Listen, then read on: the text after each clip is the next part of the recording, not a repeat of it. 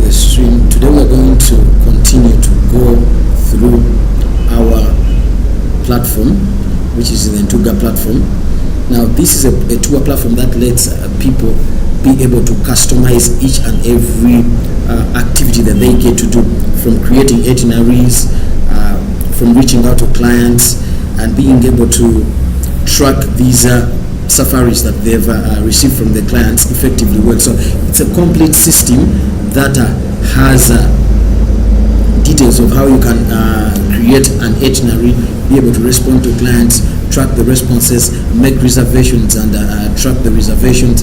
So this is a complete system that we have already set up. So when you go here,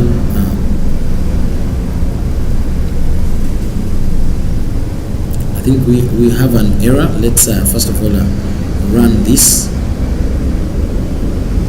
We have an error. We are going to first of all run it, and then we look at our platform. But for the people who have not yet subscribed, I'm going to call upon you to please subscribe and support us. We are on the road to hit $500,000, and for the funds that we've received, actually I think it's sorted because this was the error that was showing up, so we don't have to run it. It's sorted. Let's go back. So this is our platform currently, and this is how it looks. So when you go through this platform, we have various sections. When you look at the side bar, we have several sections. We have the dashboard, we have the itineraries, we have emails, we have costings, tracking screen, the evaluation screen, the reservation screen. So it's a complete system where you can be able to allow your employees to effectively create various elements. So when you come on this platform, there are several sections. You can be able to create itineraries from here. You can create itineraries.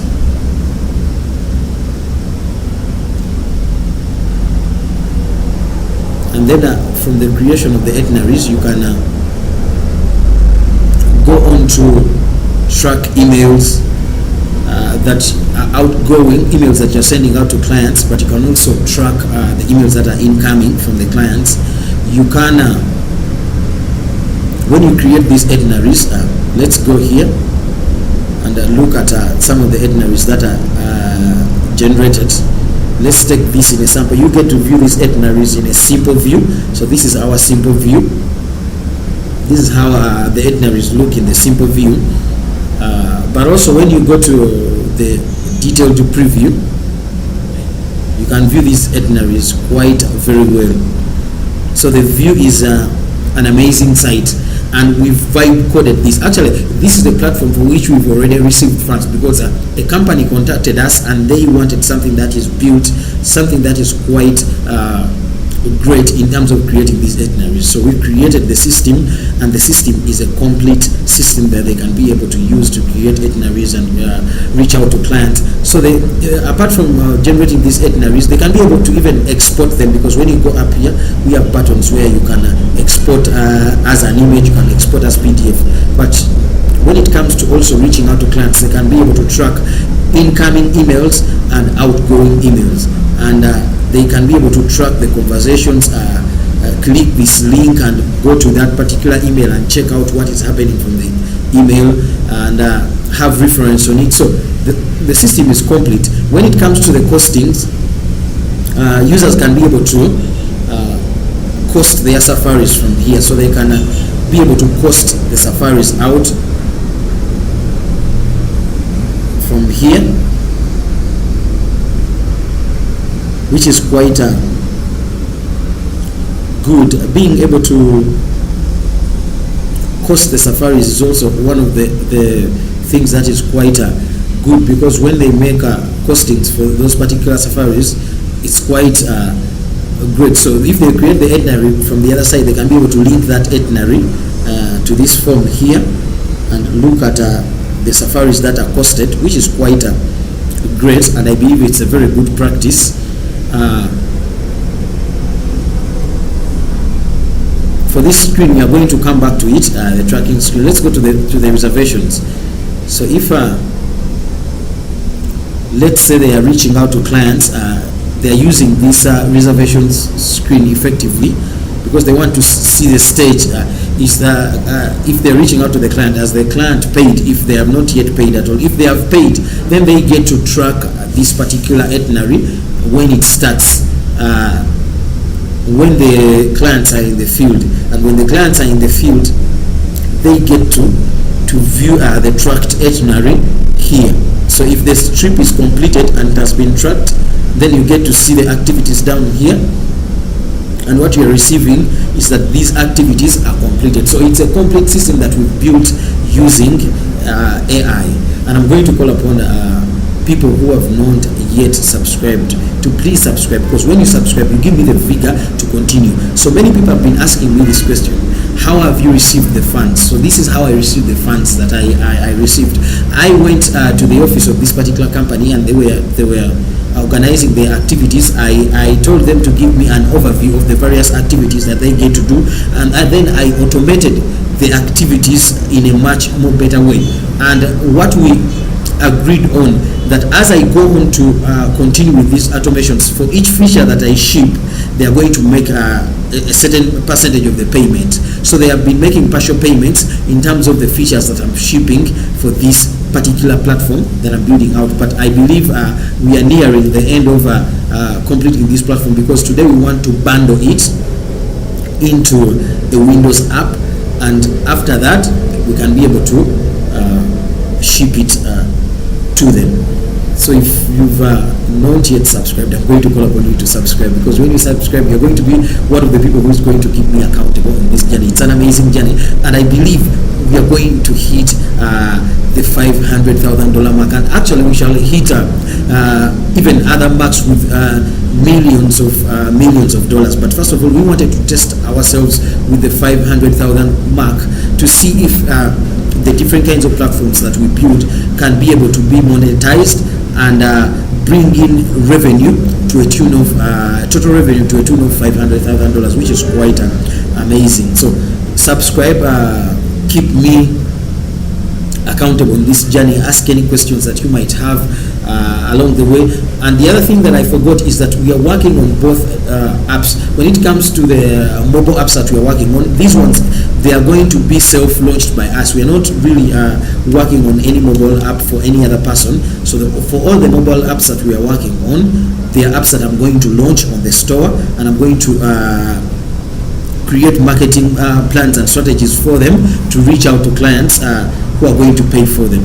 But for the web apps, most of the web apps that I'm working on, effectively, these are apps that are for other companies that want us to automate their processes, and we are trying to automate them in a much more better way. So this is a complete system, because after you when you roll down, you can get to see other pages like the accommodation page.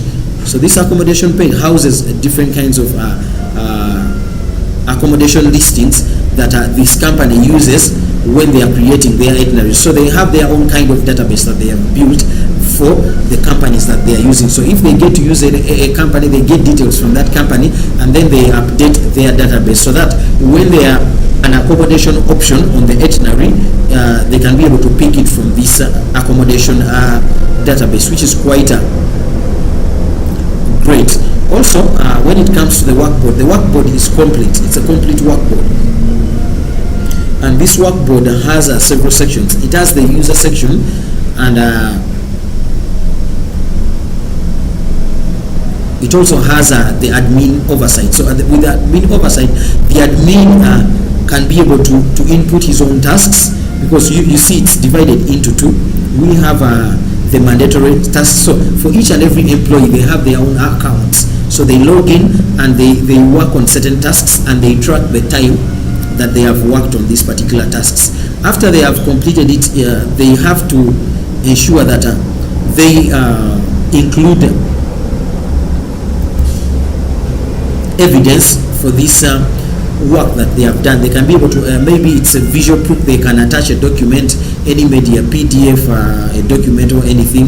If it's a link, they can attach a link or they can add a link here for someone to be redirected to that particular link and be able to view what they have worked on, which is quite important. So for someone to be able to view, let's say there are these employees, let's say there is this user, the admin comes and clicks on the user, and then they get to view what the user has done on this particular day. Maybe they did it on a previous day, they can be able to go back and view that. If they did it on some time back, or a week ago, or some days or months ago, they can be able to even review things that were done 3 months ago, which is quite amazing. So this is the platform that we are working on. We also have analytics for the employees and how they are moving on, which is quite a complete system. You can look at it and then you get to see how is this employee performing. Are they really performing on the tasks? How are they performing them? What are they doing? So it's the initial kind of setup, but definitely as we make more improvements on this particular platform, we shall keep on updating it and making it even much more better.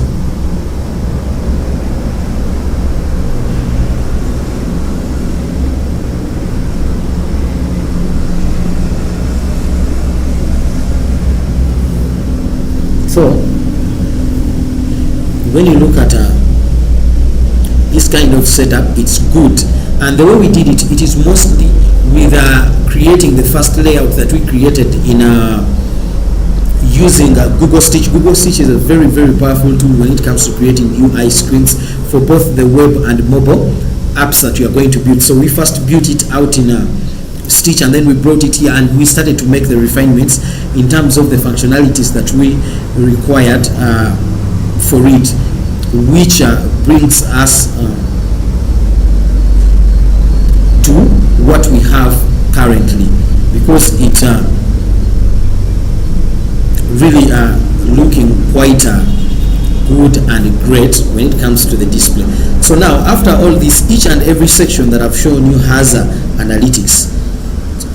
So when you come here, you can view analytics for the itinerary. You can be able to analyze how many people are booking, what is the success rate, if people are getting quotes and they are not booking these quotes, what is the success rate, what is the failure rate, what can I do about it, what is the booking trend, what are the most popular destinations in terms of what is recorded on the itinerary.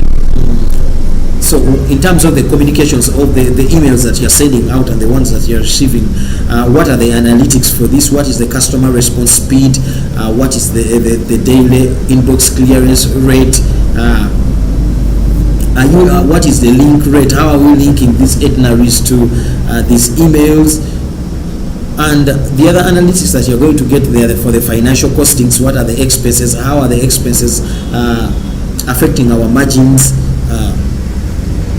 The other thing that you are going to view here is the live Safari operations. How are we tracking these Safaris? So I think I missed out something when it comes to the costings. Let's go back before we finish up with the explanations for this. Let's go back to the tracking screen. The tracking screen has two sections, which is the mission section. This is the section that I've already shown you. But when we go to the fleet section is quite good. Here on the fleet section, you can be able to enter different kinds of vehicles that you are using, and you can be able to attach them to a particular itinerary that is being tracked. Because what you would want to know, you want to know which kind of vehicle did we use for this itinerary. If people are giving very good reviews for this particular vehicle, why is that? The vehicle is good. If the vehicle is not good and it had a very bad mechanical condition, you would want to track.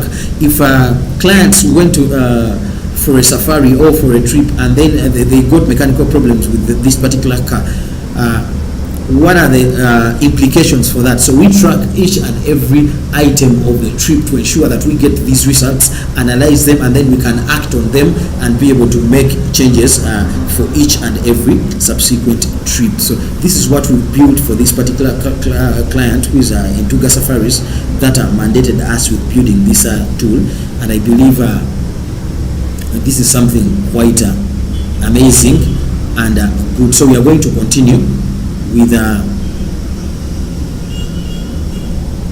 what you are going to work on today.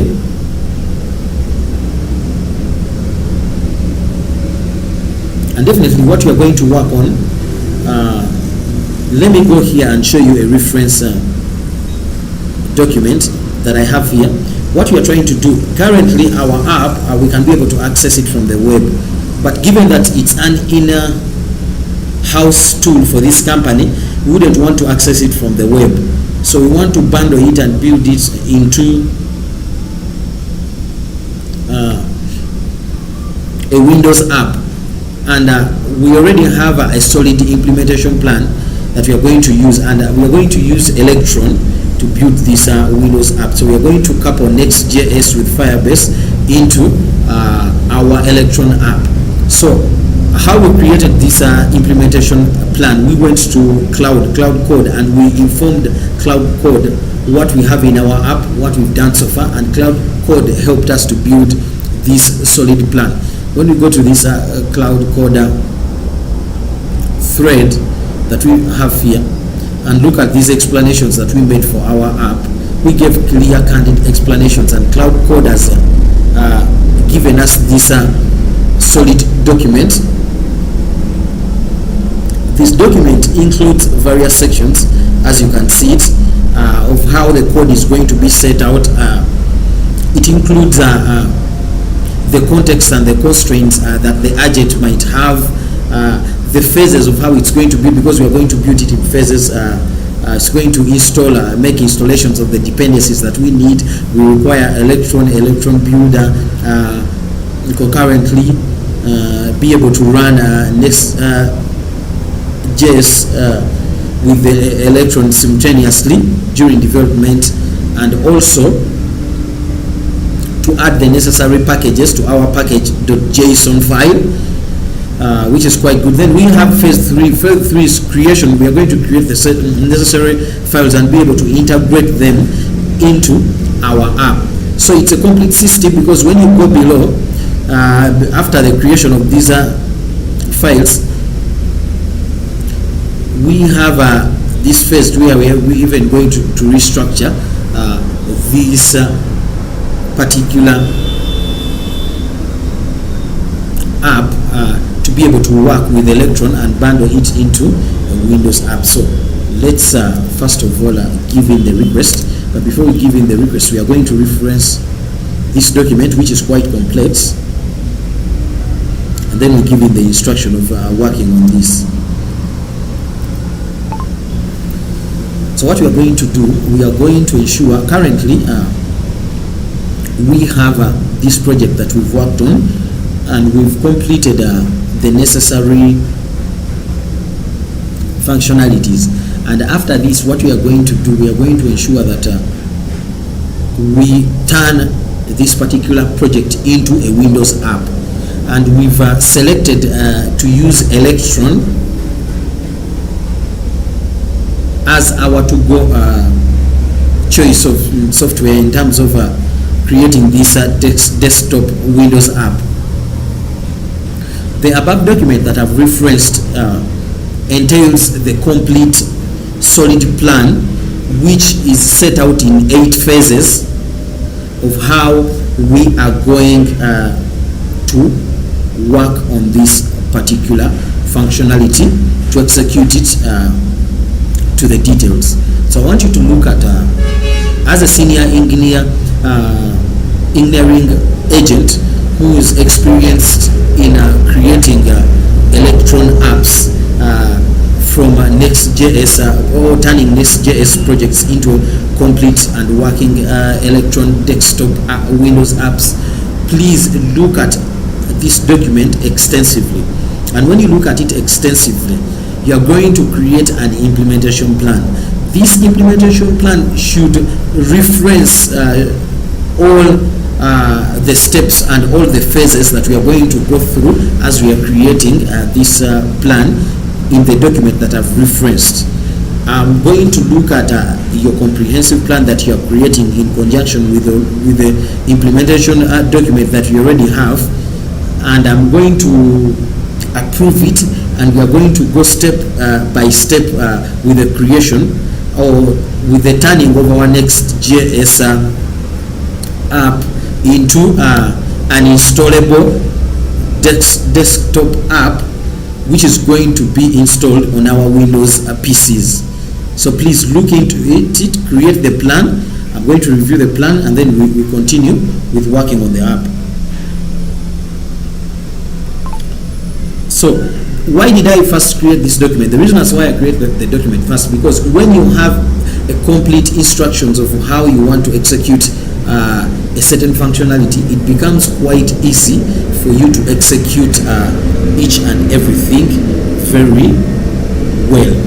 But if you don't have a quality plan, it becomes quite difficult. I think we are getting difficulties in enrolling. We are going to sign out and re-sign in with another account and be able to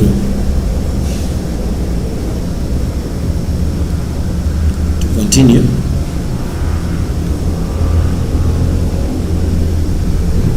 So what we are going to do, let's cancel this and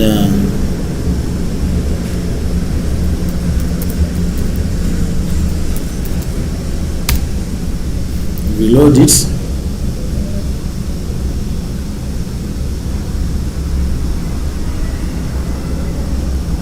Let's reload Google Anti-Gravity.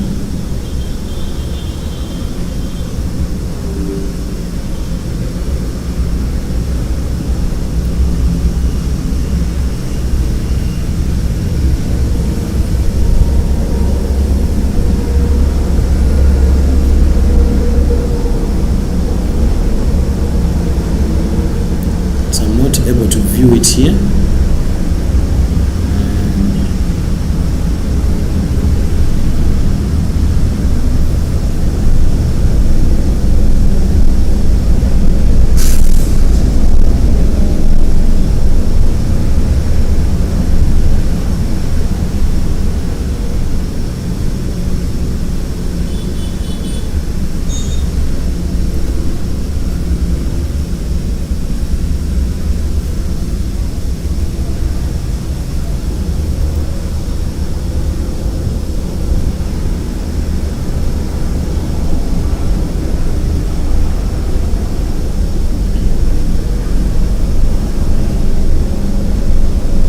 It has loaded many of these. We are going to cancel some, then we shall continue.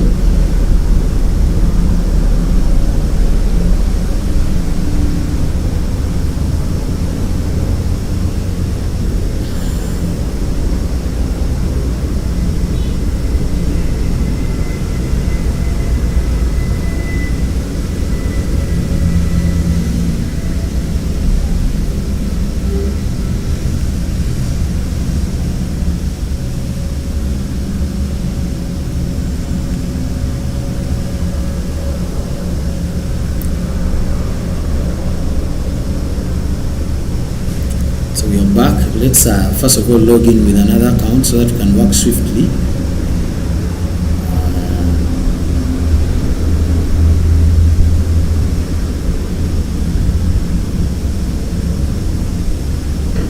Let's go to this.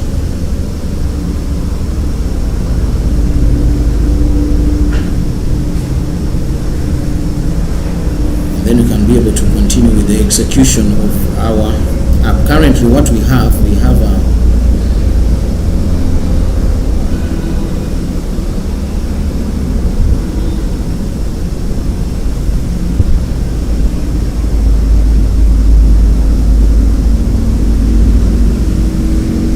so this was our instruction.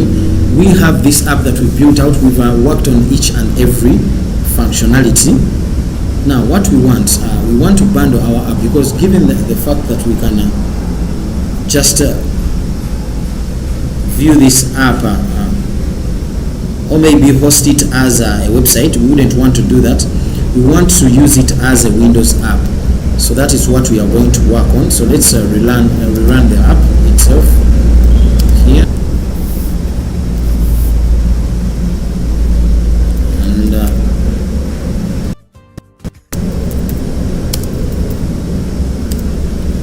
start it. So what you are going to do, you already have an implementation plan. It's solid. It has over 8 phases of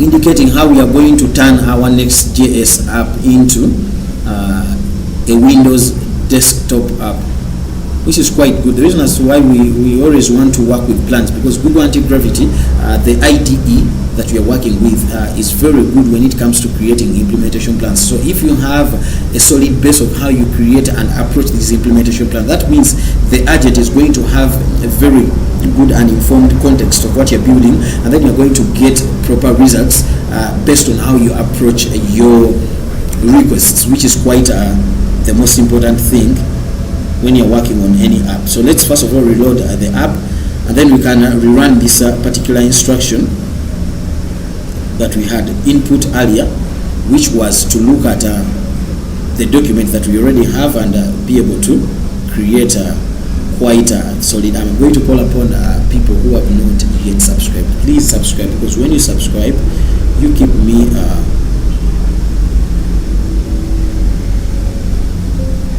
accountable. So as it's loading, let's go back here and rerun this, because we've already input the request. Let's run it. Now that we are in another account, let's run it and look at how we are going to progress. I think let's change and use Opus. Let's use Opus for the creation of the plan, because Opus is very good when it comes to the creating of the plans, the orchestration of the plan, and then for the execution we can maybe lower it to either models. So this is our app that we are bundling, given that we've completed it. So now we are trying to bundle it into a complete Windows app that is installable, because what we would want to give out to the clients who gave us this platform to build, it is a deliverable of a complete system that already works. And for me, that is quite important to have to deliver that. So that is good. When you look at these particular charts and bar charts and illustrative infographic elements, we wanted to have something that is quite extensive, so that for each and every activity that is done in here, it has at least a certain section of the analytics board that you can look at and be able to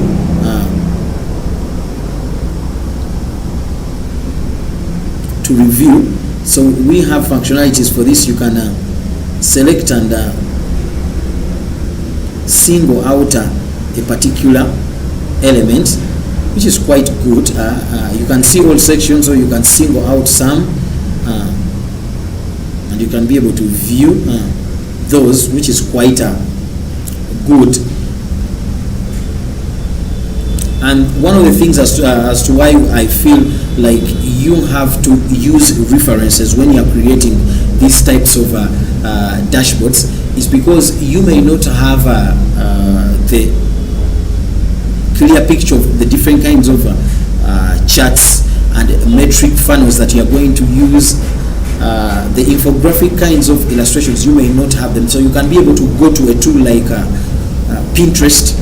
You get UI references, and then with the UI references you can be able to build out something that you want, which is quite good. And that is what we've done for this. That's why you can be able to see these charts well laid out, and they have the necessary animations when they are being loaded, which is quite good and great. For the people who have not yet subscribed, please subscribe, because when you subscribe you keep me quite accountable in the process. And I believe as we grow this community, it's going to be a very beneficial community. The more we grow, the more we get better.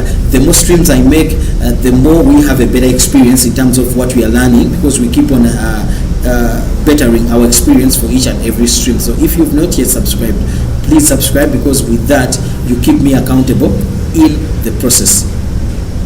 So let's go back and look at what Cloud Opus 4.6 has done in terms of orchestrating there.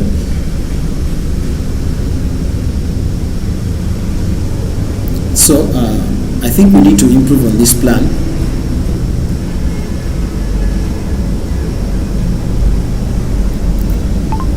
So in terms of making ensuring that this the execution of this particular task is quite detailed, I want you, for each and every phase in this implementation plan, I want you to reference the document that you already have, which is the Electron desktop app implementation plan document. I want you to reference it so that when the agent is making executions of these different functionalities for each and every phase, it references what is already detailed in the document, because the document is quite detailed. So you need to reference it in this implementation plan that you are making. So let me reference it here. You look at it, and then you give more details for each and every phase and how it is going to be accomplished, but also ensure that the agent references that particular document, because it already has a detailed layout of what is to be executed. Let's reference it here and rerun this. So I've seen the implementation plan. It's quite simple, but what I want is something that is detailed. So let's rerun that and work on it.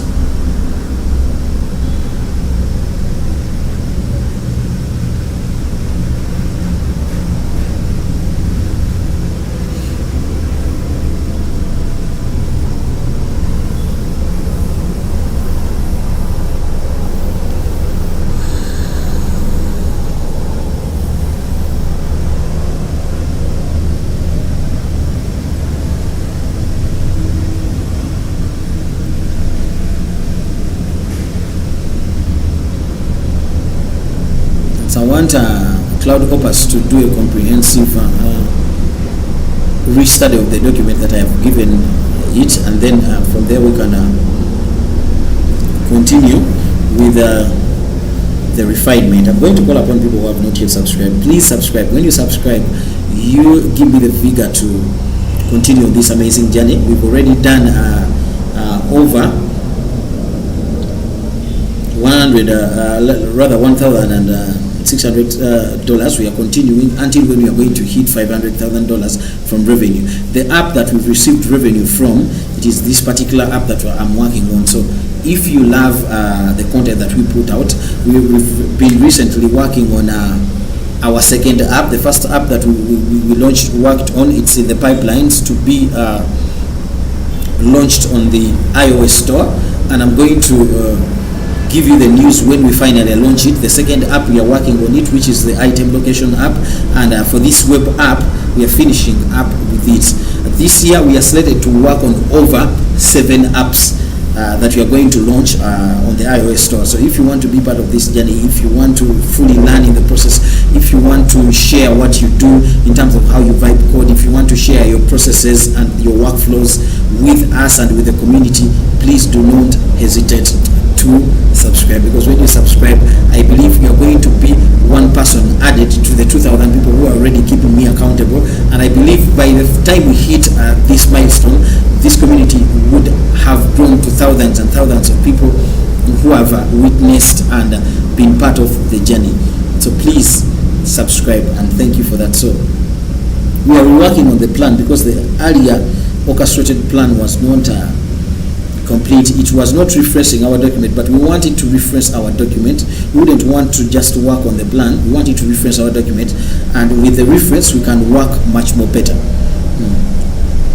So the reference, we want to see it in the different phases that we get to see, and that is going to make the job even much more executable.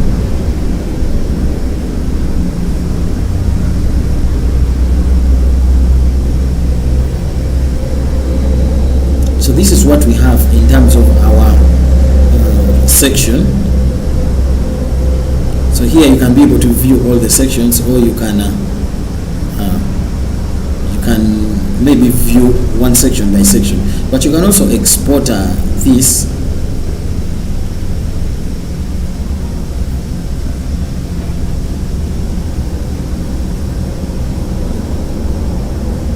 So let's look at this exported file. It's quite good, looks quite good, which is a very good thing for me to look at. I love that we've set out most of these functionalities. Now let's go back.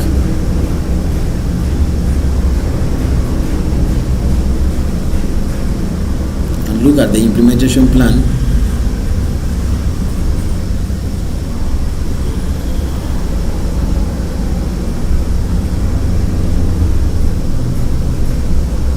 Now it is complete. It is quite complex and complete, which is something that I love to view and see.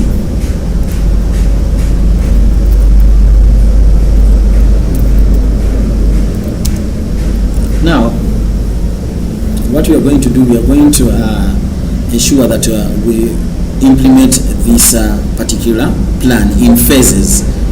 So as you're making the implementation plan, you're going to refer to the implementation plan that you've created, but also you're going to refer to the original document which I'm sharing here.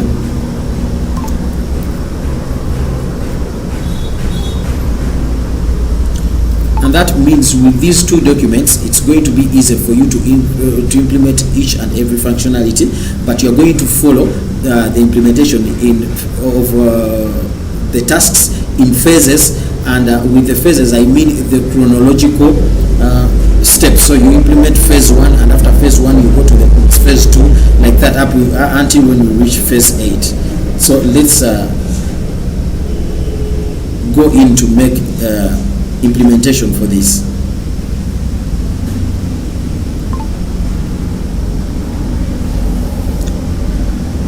So let's go for the implementation. Initially we are using Opus 4.6. Let me hope it gets to do the job. If it can't really execute it well, then we can be able to try out Gemini. For the people who've not yet subscribed, I'm going to call upon you to please subscribe, because when you subscribe, you keep me accountable on this journey, and I promise you that each and every experience is going to be new for the new streams. And I'm going to ensure that I explain each and everything that I do, so that you can be able to view it, learn from it, guide me in the process. And I believe by the time we hit $500,000, which we are going to do, which I believe we are even going to do in this particular year, we would have really moved a huge step, and the community would have grown and would have benefited from me showcasing this. The reason that's why I showcase, I know there are several people who get to go about this process quietly, but the reason that's why I'm showcasing it is because I know there are thousands and thousands of people who would love to learn in the process, who are having questions, or even people who are having doubts of within themselves if they can ably execute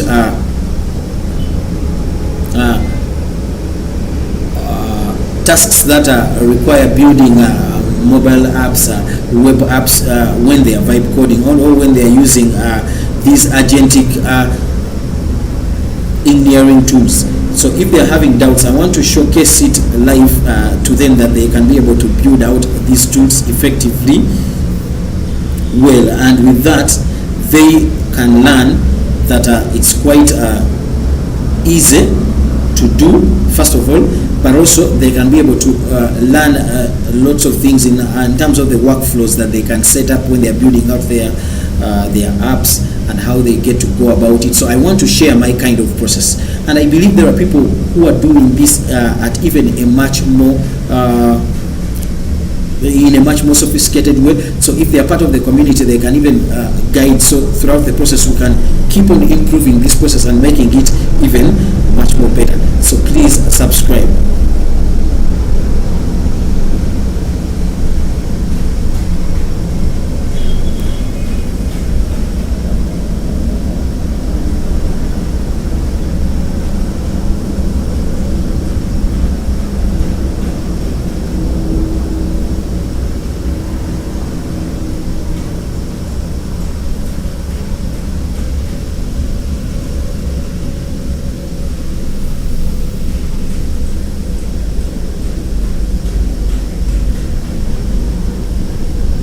So let's continue.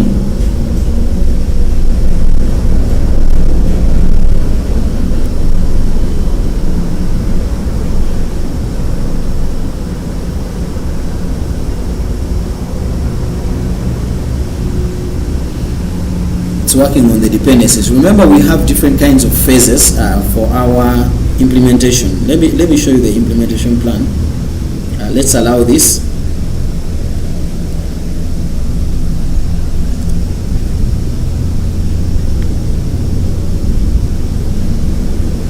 So this is the solid implementation plan. These are the things that we are going to, maybe the statuses of the various items that we have in regards to what we are building out.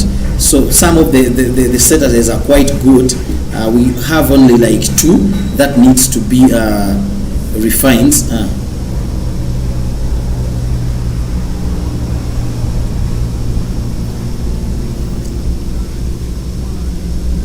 So critical find, the project has 2 routes which are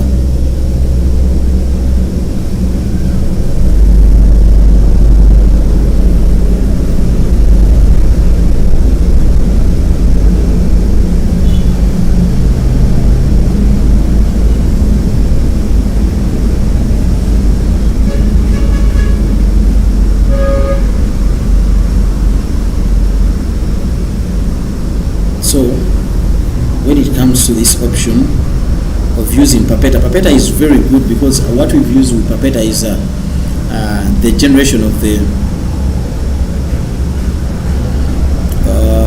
PDF files which are pageless, and that is why we've opted for Papeta in terms of the APIs. But when it comes to other elements, they are quite set out very well. So we have phases. We have the first phase where we are going to make installations of these packages. And then the second phase, it is to configure the package JSON scripts and the Electron builder, which will also be configured very well. And then the other phase that we have, we are going to create the Electron main files. So we are going to create the process files for Electron, which are also very important in terms of turning our Next.js app into an installable web app. And then phase 6, we have the auto app data configurations that we are going to work on. Then phase 7 includes making configurations for the compatibility of Firebase and verifying it.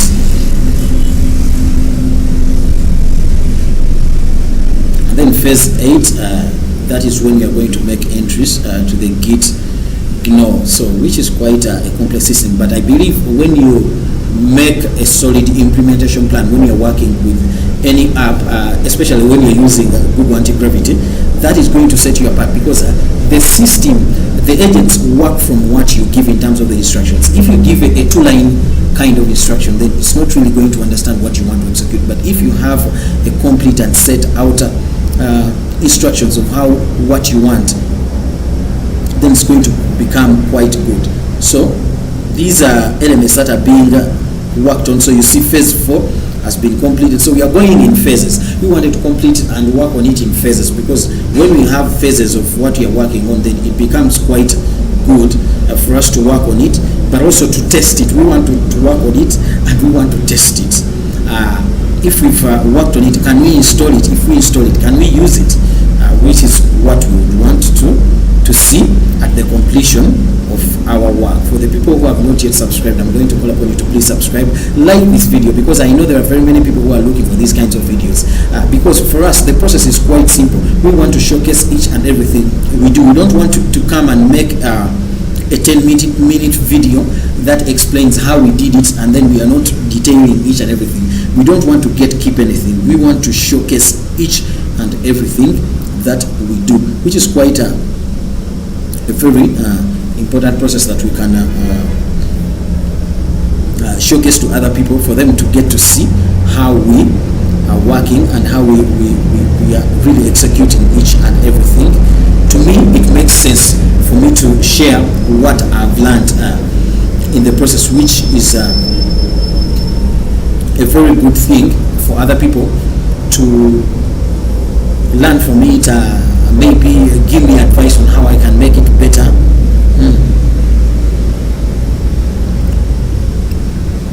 And also during the process for me to learn from them, because I know there are other people who are also undergoing through the process of building different kinds of products, apps, web apps, mobile apps. So if we grow this community and keep on sharing what we learn throughout the process, then it's going to be a very good thing for the whole sum of the community, for us to pick on learning points that get us to learn better. Because even the tools that we are using and even the LLMs, they are evolving very fast. Very many changes are coming. In 3 weeks' time, there are always new changes to LLMs and how they are working and how they are operating. So if you are working with a community that is truly understanding how we can revolve with the coming changes or the continuous changes that keep on coming, then it makes the process much more worthwhile. So please subscribe and be able to join this awesome community that is growing. We've already streamed for up to 30 days, and we've grown to up to 2,000 people who are keeping the journey and watching this journey evolve effectively. So if you want to be a part of this journey, please subscribe and keep me in the loop. If you have any questions or anything that you can comment about the apps that we are building, anything that you want to ask, please do not hesitate to do that.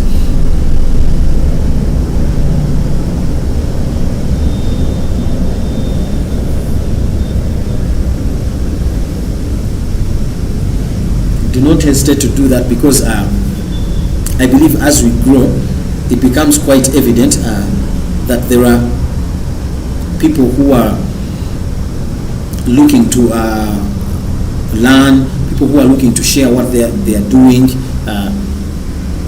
If maybe you are building a mobile app and a web app, and there is a process that you're using, and maybe you have a workflow that is quite amazing and really working out for you for certain kinds of functionalities and challenges that people meet when they are working with these tools, you can be able to share it in the chat section. You can go in the chat section, share it, ask any question, comment anything, because I believe throughout the process we are going to improve and we are going to learn. So let's continue. I think we've reached our quota for this model. Let's continue with Gemini.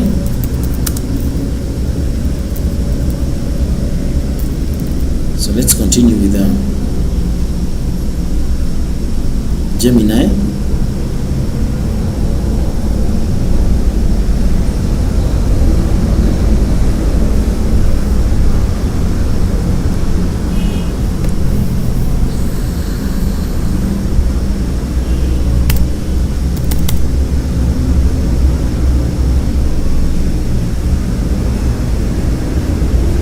Because I think cloud has hit limits, but at least with cloud we are able to get a very comprehensive plan that we've set up, and I believe Gemini is also going to carry us through with the rest of the phases, because we've already completed at least 5 phases, and now we are going to the last 3 phases.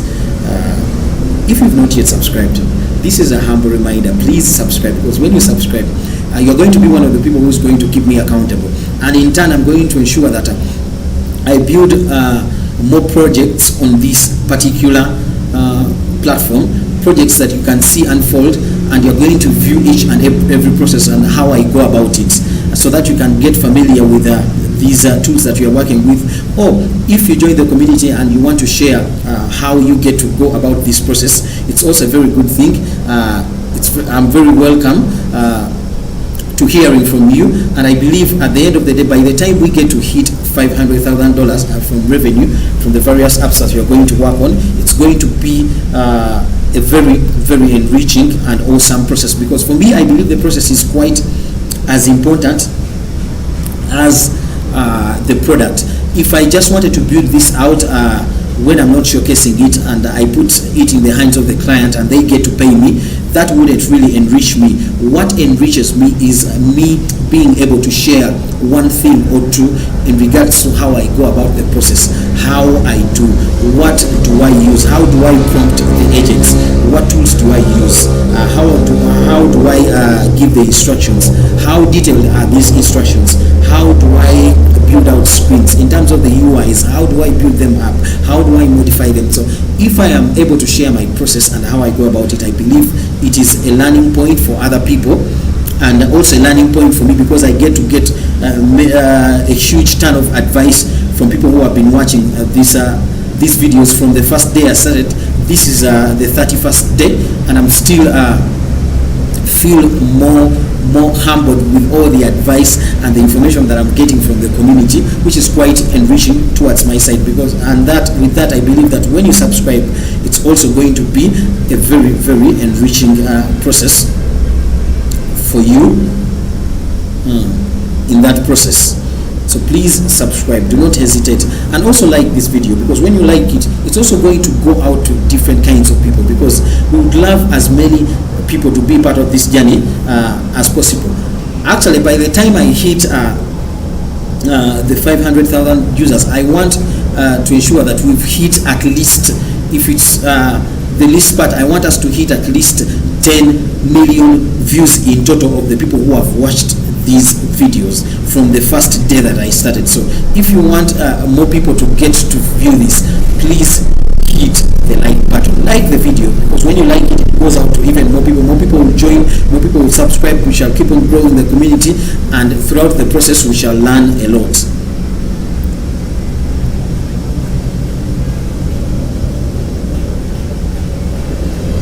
We shall learn a lot.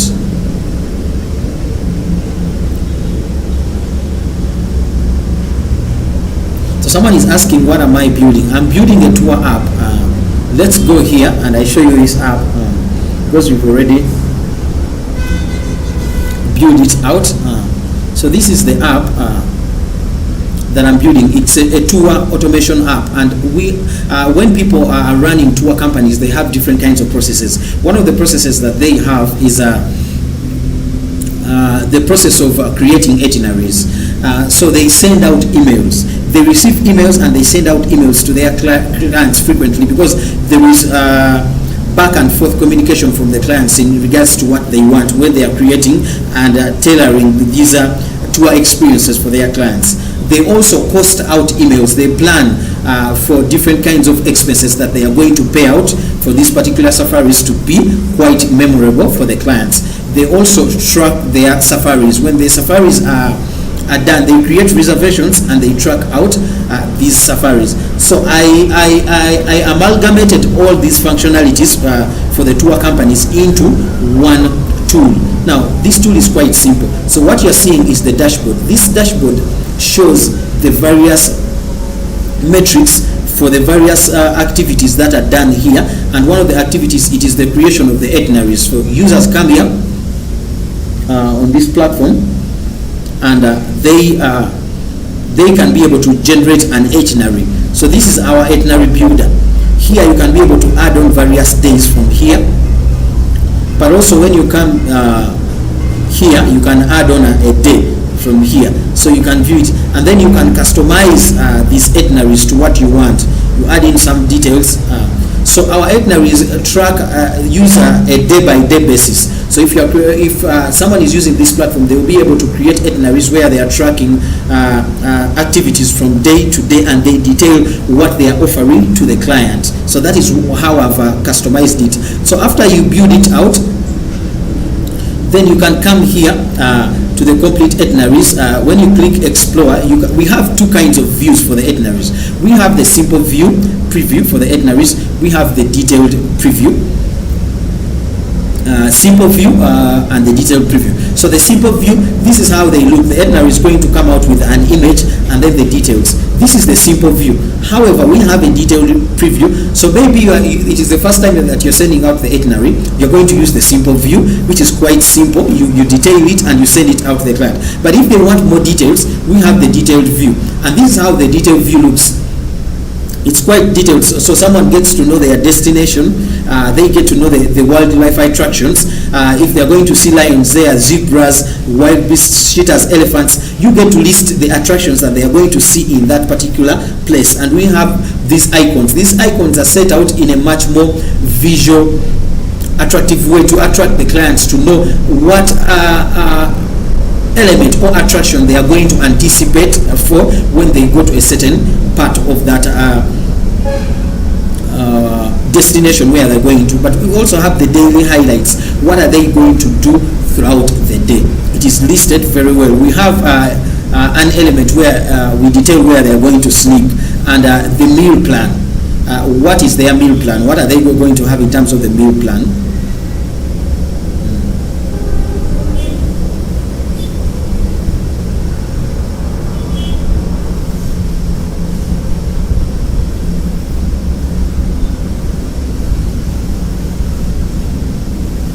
So let's go back.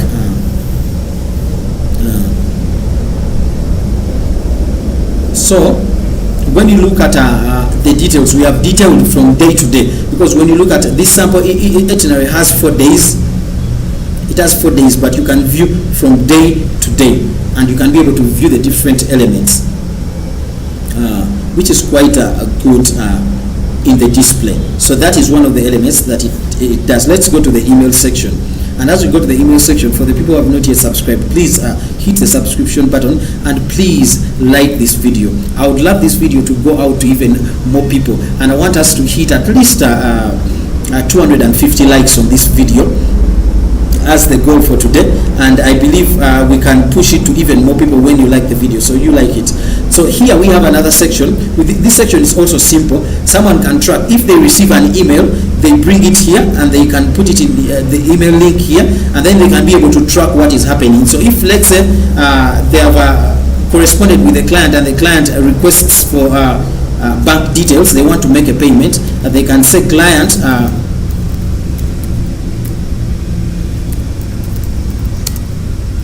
requested for bank details, and then they can add the update. So when they add the update, it is updated here. So even when there is a new person who is checking out the correspondence of the emails, they are going to understand what you say to the client and what the client replied. And then when they click here to open the email, they are going to go to that particular email. So this is a sample email that I've included. They are redirected to Gmail to go to that particular email and get to view what the client said, and then they can go through the email thread, which makes the process quite simple. Because if you are corresponding with the clients, you want to know what pending emails do we have, what emails have we responded to, have we made reservations, how have we made them, what did we say to the client, so that you don't get discrepancy in terms of your responses and how you correspond, which is quite a good thing. The other element that we have on our tool that we've vibe coded, so we vibe coded this tool using mostly the Gemini and Cloud Opus 4, which are quite very good tools that you can use. So the other element that we have on this screen, it is the costing screen. So here, if they have received the funds, they can be able to create costing for each itinerary. We've linked it with the itinerary. So if you create an itinerary in the itinerary section, and you come here, let's say this is the itinerary that you're going to cost out for, you can be able to add more travel days, and with the travel days, you can also add items. So you add items, you add funds. When you add a fund, let's say item, this is let's say special permits, you add funds. When you add the funds, the grand total is going to change here. But here, even in terms of the markup, you can be able to change the markup, because the markup, you can be targeting a markup of 20%, but if you change the markup, let's say to 20%, it's programmatically going to change, because we've included those calculations into the system, and it makes the system even quite complete for the people who are making cost. You can add up to many days as you want, depending on what you have on your itinerary. It makes the process quite good and easy. Then when it comes to the to the tracking screen. We are going to have to come to this tracking screen. Let's first of all go to the reservation screen. So the reservation screen is quite simple. Here, when you are corresponding with a client and you're setting up emails, you can be able to manage the correspondences of what you are making with the client. Let's say the client, you have been corresponding with the client and they paid half of the money. When they complete, they make a complete payment.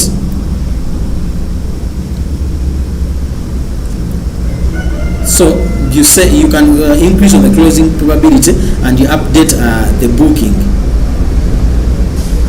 And you say confirmed. When you say this is confirmed,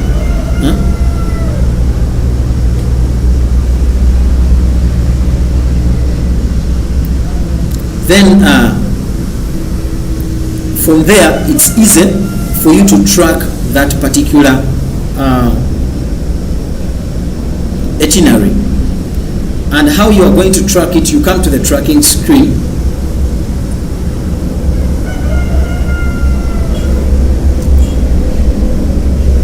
You can view the various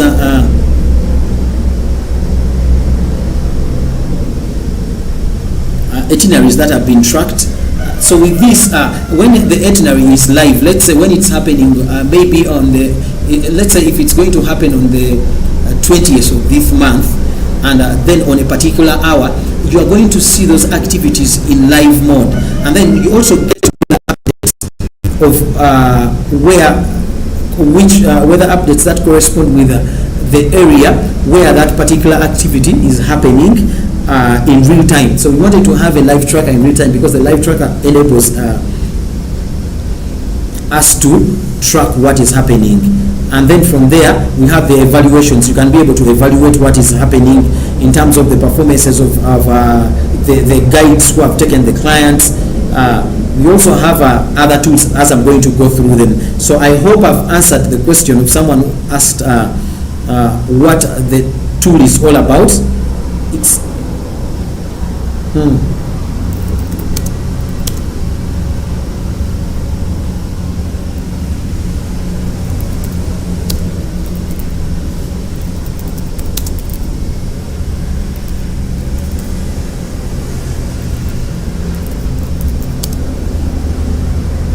so yes, as you said, it's a tour management platform.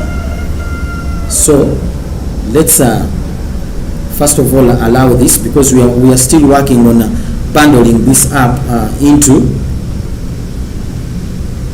a complete web app. Mostly what we are working on is the Windows version of this app, so we want to bundle it.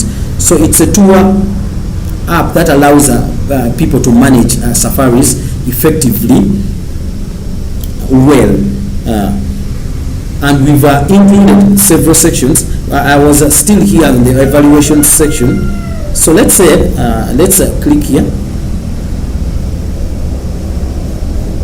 Let's say you want you get ratings from a client about a certain accommodation that they used, and you want to aggregate those ratings. Let's say a certain client says they give rating out of 5, they give it 1.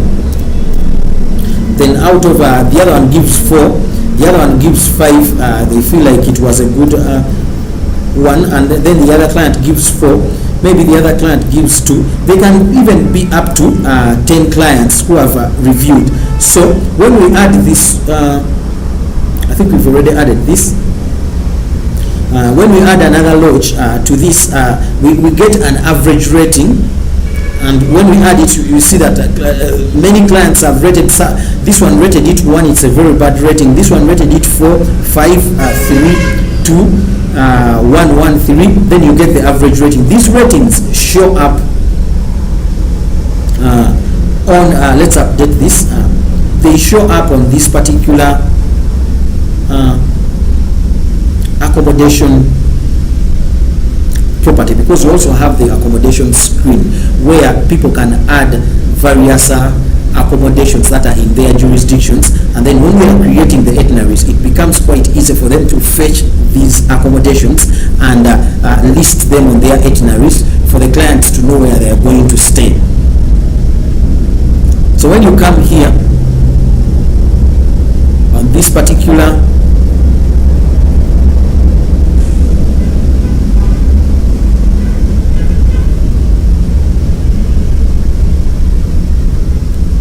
screen, then you can be able to click on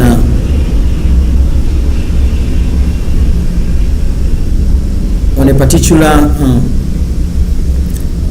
accommodation, and you can view the details about the properties, the amenities that they are providing, what is their standard rate, what is their rate, the peak season in July to October, what is their rate in the low season during April to May. So it's a complete tour management system, and I believe these systems are tools that you can be able to build for other companies. This is how I outsource work. So when you go to a company, first of all, the process is you are going to identify what they do, what are the daily activities of that company, what do the employees do, what do they do.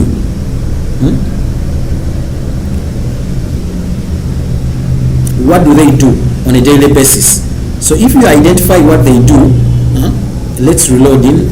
If you identify what they do, and then you identify all those activities and how they execute them, how do they execute them, and what are the hardships, what hardships are they getting in the execution of these particular activities. And then from there, you can create a plan of how you can automate this process. They don't really have to take out, let's say someone can be taking out 8 hours, 4 hours to execute something that they can execute in 20 minutes. So if you can create and automate those processes for them, and they get to execute these activities very well, the way they have been executing them, and then they can lessen out on the time that they have been taking to execute them, then you can be able to build and automate each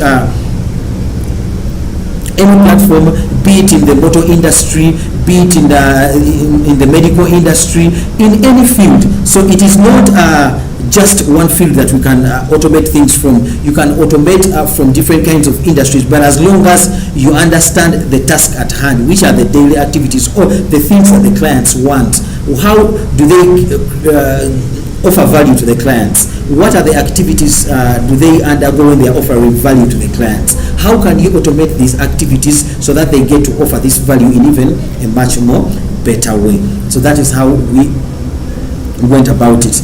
I'm going to call upon the people who have not yet subscribed. Please subscribe so that we can grow our community that is gearing towards hitting evidence in the process of growing from where we are to hitting $500,000 in revenue from Vibe Coded apps. So if you want to be a part of the journey, you want to share what you do in terms of how you do it, please join the community by subscribing, and thank you for the subscriptions. So let's continue to work on these elements. We've already worked on 5 of the processes that we have in our implementation plan, and we are currently continuing with working on others. We want to review what we've worked on after that.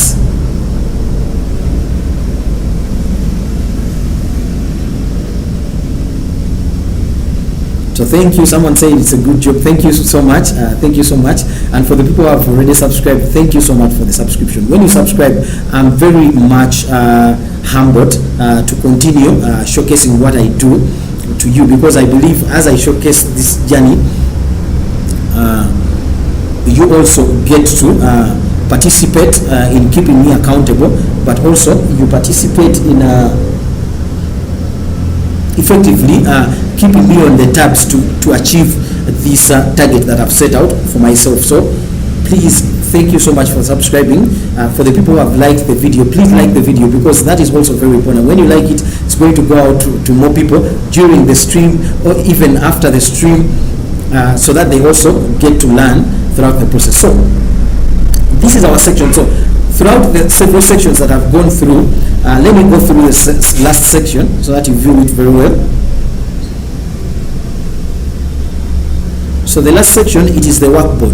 So as the employees are working on a certain element, we want to track their progress. So what we've set out is that employees can only attempt 3 main tasks throughout the day. They don't have to do very many things. They attempt 3 main tasks. So they get to record this. Let's say create 2 itineraries. Let's say send make reservations, lodge reservations,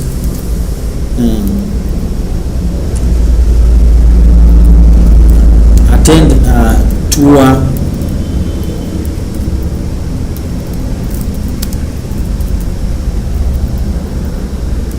conference meetings. So when let's say someone has set out these, they can track the time. By tracking time, they click here. They click here and they start to track the time that they are taking out when they are working on this particular task.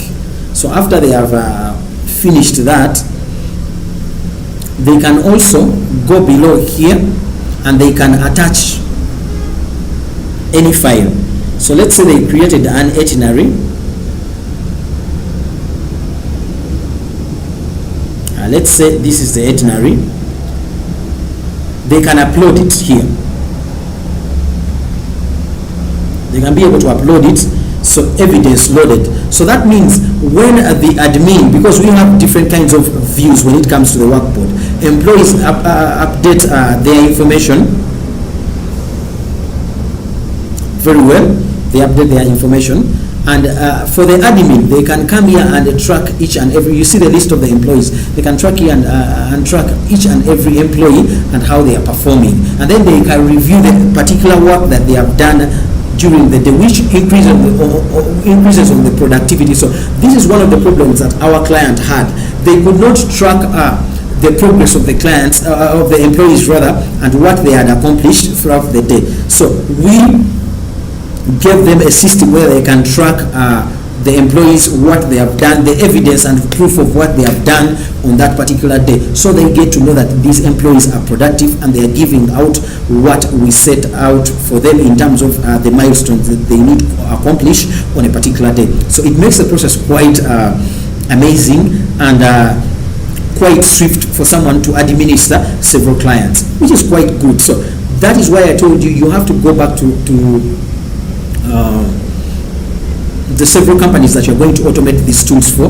Look at their processes, learn from what they do. If they are doing something and it's really complicated, you are going to identify how they do it, and then you can be able to automate it to the style of how they want it, and that is going to be quite phenomenal and good for them. So let's say you've completed this, you can save it,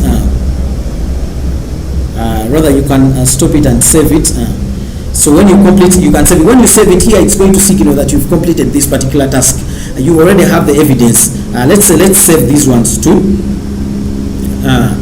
and save them out. So you've noticed that we had additional contributions. So before these additional contributions are quite locked out. You cannot access them before you complete these 3 mandatory tasks. So someone has to first of all accomplish the 3 mandatory tasks, and then they can be able to get access to, if there are other additional contributions or tasks that they are going to work on, they can work on them. So here, this is the admin working, and when they go to the analytics, they are viewing their own analytics. So they get to view the tasks that they have worked on.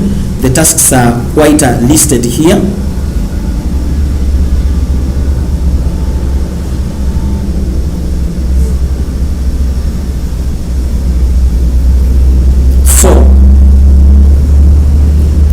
Let's go, let's say, and check out other employees. Let's say if the admin is checking out another employee, you see when they check out that very employee still on the 8th, they are not able to view those items because this is not a dashboard for them. This is a dashboard for another employee who has done some work on that particular day. Even when they go to the analytics for that employee, they are not able to view them, but for themselves, they were able to view it. So this is the complete system that we have built and we are still working on. For the people who have not yet subscribed, please subscribe because when you subscribe, you keep me accountable And I feel to do this with you viewing what I do, it is quite an amazing process for me, and a very, very huge stepping stone in terms of learning and making this experience of getting from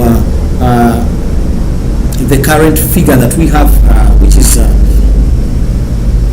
not yet so much, because we've just refused a few portion of the funds for this platform that we're building out, to hitting $500,000 in revenue, which you are going to get from the apps that we are building. So when you join this community, I believe that each and every experience for every new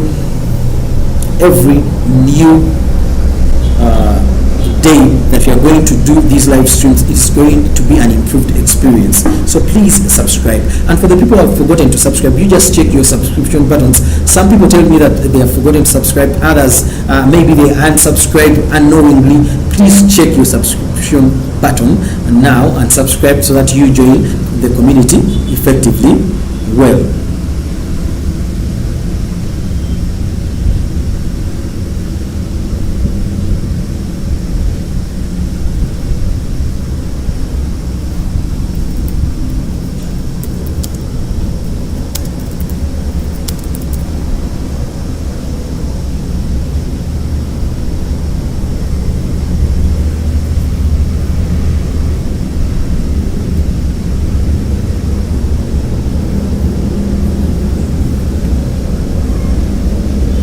Let's decrease on this. So what we are working on, we are working to create the execution of turning our app. Currently what we are using, this is a Next.js app, and we are using TypeScript particularly to build it out. But now we don't want to launch it as a website. We want to make it an installable Windows app. So we are working on the process. The process is quite complex, but we are going process by process. I believe we've worked on over 5 phases. This implementation plan that we've laid it out, we used Cloud Opus to create it. It has up to 9 phases. We've worked on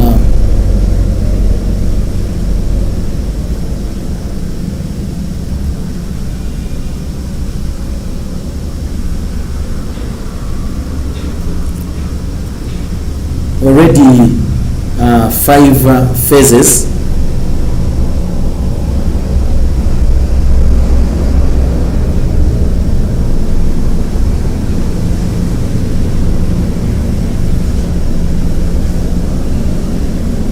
And so we continue to work on others to see how we can accomplish this very well. Sometimes I believe when you're working on complex tasks like this, you need to work with an LLM that has a very huge context window, because it can run for a huge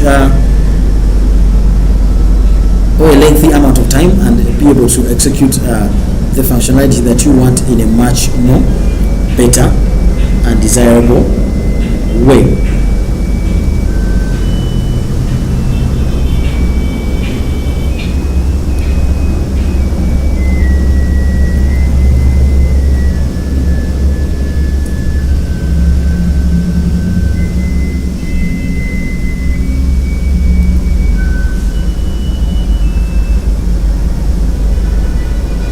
Let's continue and get to work on this, and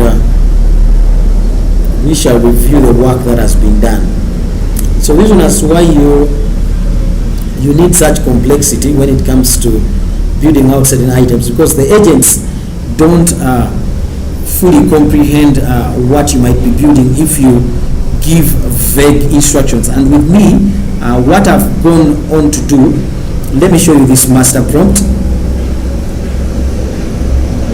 Let me show you this master prompt. So you look at this master prompt, it is quite simple, but for each and every request that I give in, I restructure it using this master prompt.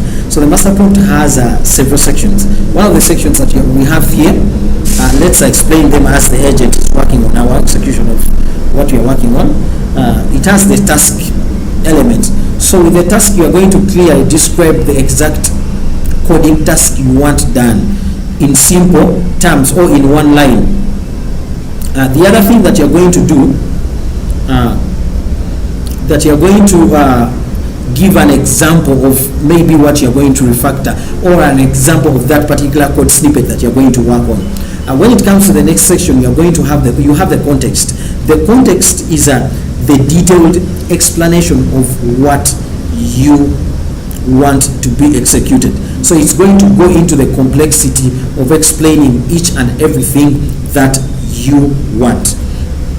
And you see, you're going to provide all the relevant background information, the engineer or the agent. Engineer in this case, because you're working with engineering agents, needs to understand about the task. It's going to include all the files that you're going to refine and how they look and everything. Then when you come to this section, which is the issue section, the issue, maybe you've already worked on this code snippet and you're making refinements. Maybe you want this functionality to happen in this way. Maybe you are adding animations. Maybe you are configuring it in another way. You are going to identify the particular issue or what is breaking, what is really breaking, and you're going to detail it in a much more better way. And then after that, we have the request. The request is quite also good. So you're going to have a complete and complex request of what you want a complete request of what you are looking to work on. So the request is going to detail what you detail in the task. It's going to exemplify it even much more with how it is supposed to act on several code snippets in your code base, which makes the agent understand what it is supposed to do, and then maybe what it's not supposed to tamper with. Then the note section, here you're going to add any constraints or special instructions. Let's say you're working on a particular code snippet. Let's say I'm trying to refine the Firestore rules, and I'm working with this particular project. The coding agent, it could be using the Gemini model. It could be maybe using cloud model, the latest cloud Opus 4.5, rather 4.6. It's going to detail the certain areas of your app that are not supposed to be restructured, which is quite good, because if you just leave it to change each and everything, then it's going to distort some other functionalities that you've already worked on, and then that is going to cost you in terms of the tokens that you're using. So you're going to spend more tokens because you're going to rework on something that you've already completed. So you give it constraints, they call them guardrails. You're going to give it guardrails of what it is supposed to work on and the things that it's not supposed to refine. Then the exemplar, you can add all the code snippets that you are working on in the exemplar section. The persona, it's going to define itself. So for this specific project that I'm working on, our coding agent, so you said here the example, you are a senior Next.js plus TypeScript engineer specializing in reanimated Firebase and scalable architecture. So it's going to know, as a coding agent, how do I act? If I'm acting, what kind of persona am I going to take on for this particular task? Which makes it quite much more important for it to understand how it's, if it's maybe working on a project which is maybe a React Native project, then it's going to act as a React Native engineer. If let's say it's working on a project which is using Python in terms of the language, then it's going to act as a Python engineer, which makes the process quite very simple and easy to work with. Then the format of how it's going to act, the tone, so it has several structures. So for each generic instruction that I might give here, it restructures it into a much more better instruction, which is quite good. So we've worked on this app, and the agent is telling me that the app is ready. So the app is in a certain file, which is the dist file here. It has put it in, it has created a file which is the dist file. It's in our file in Tuga dist, and it is already set up. So let's go and try to install it. But before we install it, I'm going to go upon the people who have not yet subscribed to please subscribe and join this amazing journey. So someone is saying Tauri is better than Electron. That is quite good. I'm going to try it. I've never tried out Tauri, but I'm going to try it out and see if it's quite a very good tool.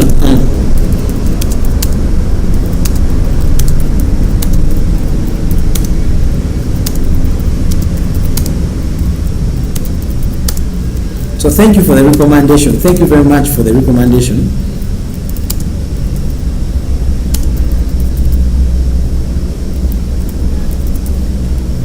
Okay, but I will try it out and see how it works. Let's go back.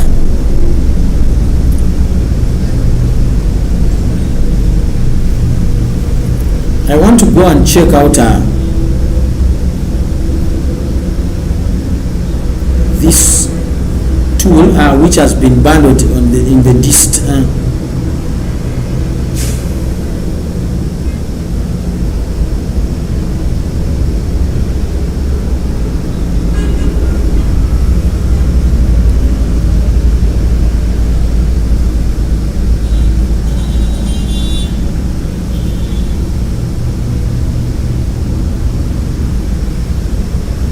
So choose the installation. We have installation processes. So now let's go here and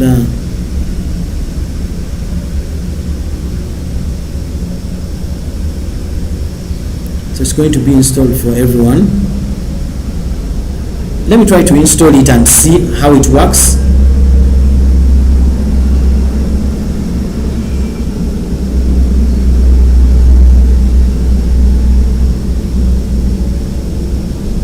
Because it has already bundled it, but I want to see it in real play.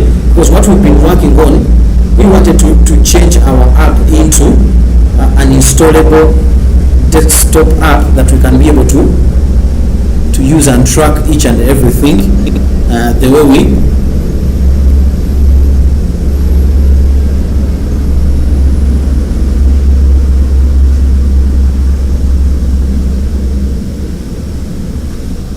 we want and view it. So it has been installed, but I want to view it. I want to view it. Let me go here.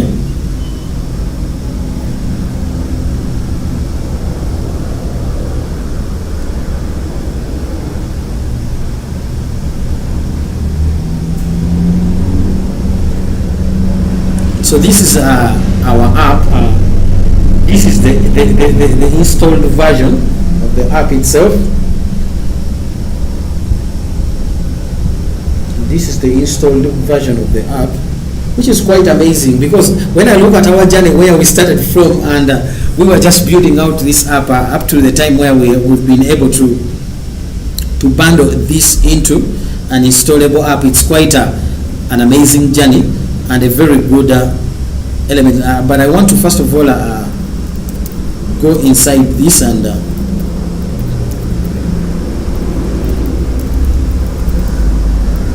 check it out, how it's working.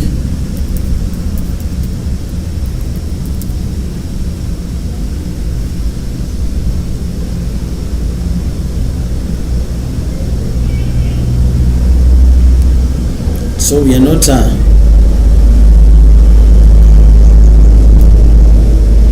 able to log in. Let me use a simple view.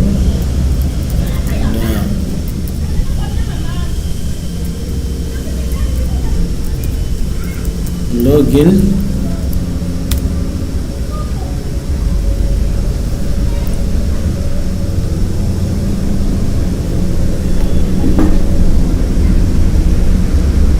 So now this is how it is.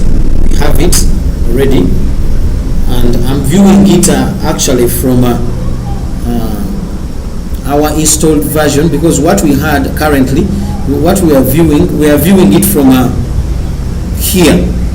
We are viewing it from here, which was using the local host, but now we've bundled up this into a tool that is installed installable, because for the client, for the request from the client wanted something that was quite good, but it was an internal tool for them to be able to use it, not something that they wanted to go on the web.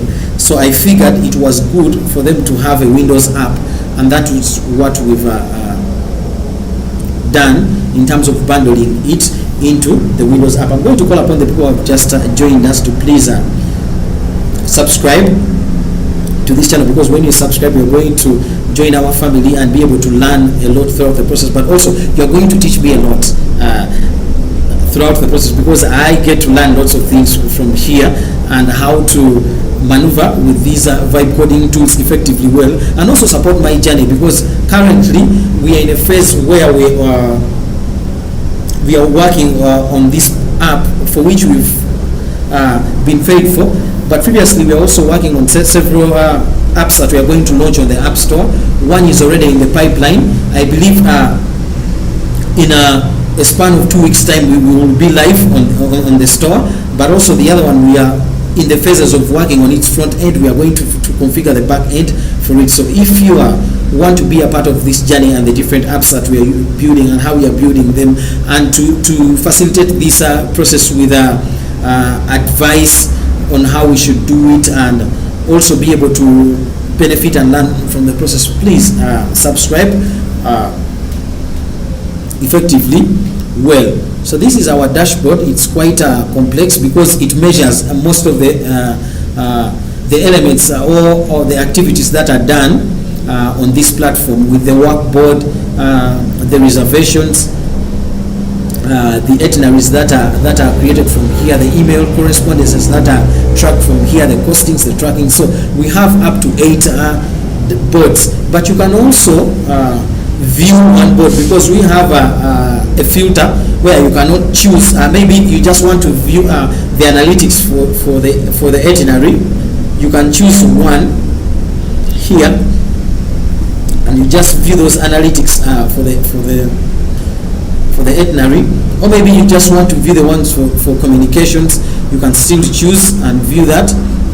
Our infographics are quite animated. Some of them are quite animated to enhance the user experience here, which is quite good. So let's check. Let me go through these screens when I'm using this particular app that we've bundled, to see that they are not disintegrated.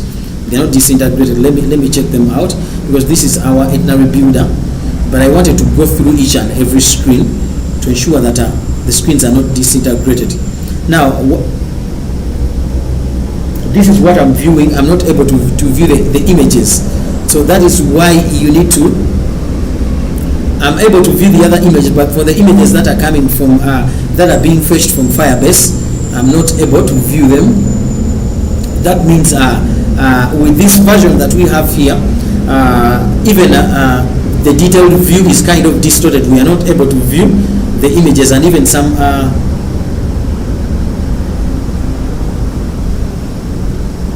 okay, the elements are viewable, but the images are not loading. So that is why I wanted to view each and everything, every screen, and go through them. Because when you come here, on the contrary, when you come here, let's go here and check out our itineraries. On the contrary, when you come here,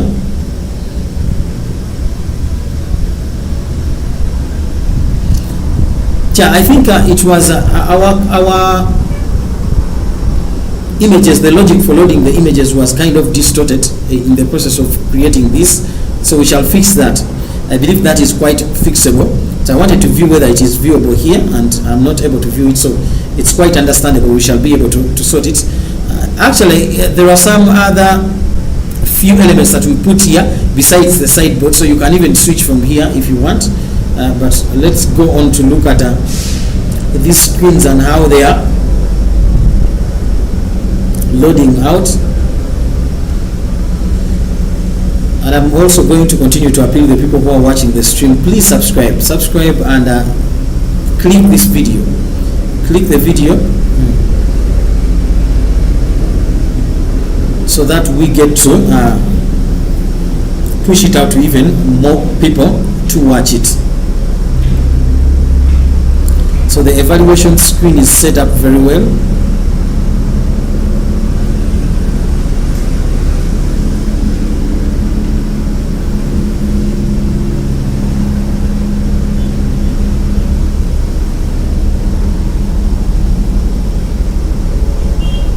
this is our workboard screen.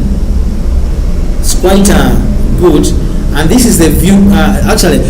Previously we were logged in. Actually, let's go there. Let's go there to the workboard. So this is the workboard view for the administrator, someone who is administering this company. So they can be able to view this, and they can reach out and check out the different kinds of entries from clients. But when you go here, I've logged in as a user, a basic user. For the user, this is what they see. So they don't get to see something like this. There are two different views, but on the same screen. So that is what we've configured. There are two different views on the same screen. So for them, they get to see something that is different. From they can be able to check out their entries that they have done on different kinds of days, which is good. And they can continue to view that continuously.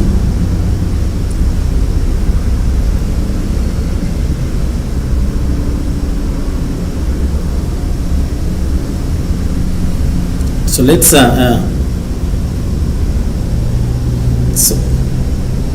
so I'm getting information that Tauri is faster and responsive. So I'm also going to try it out, because this was our first version that we've tried out with Electron. I'm going to try out Tauri too, and I think what I'm going to do, I'm going to get a copy of this code base, and I try to retry it afresh to remove what we have in Electron and use Tauri, and also try to compare with these installations, which is much more better in terms of responses, because currently I cannot be able to even view the images. I don't know when it comes to the implementation of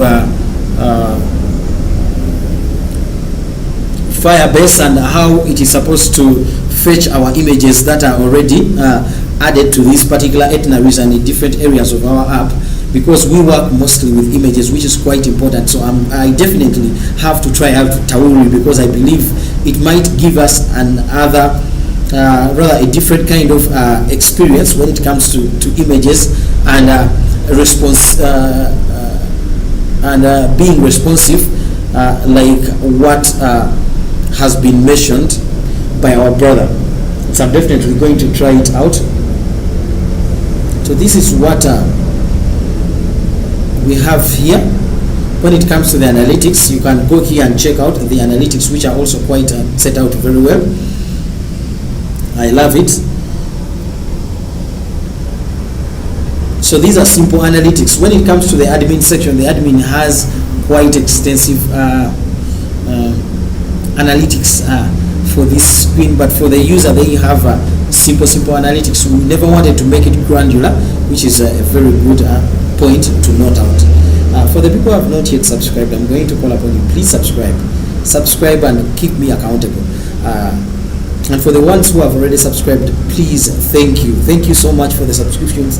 Thank you for keeping me accountable. Thank you for the advice. Thank you so much for watching these videos. I never take you for granted, and I believe the experience that we are having here, I'm going to continue to make it even much more better.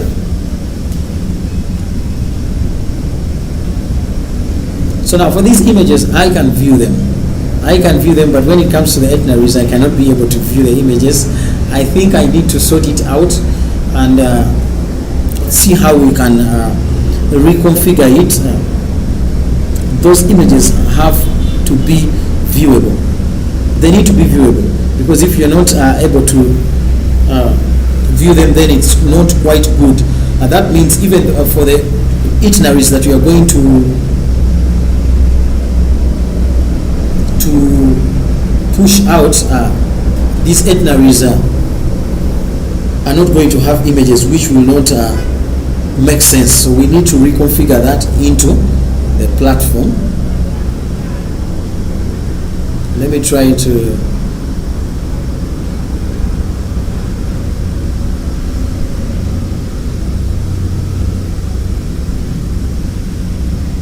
so it's saying your PC doesn't have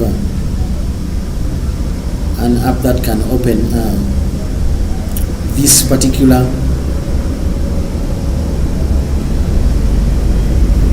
link, we need to fix also that, because we have to be able to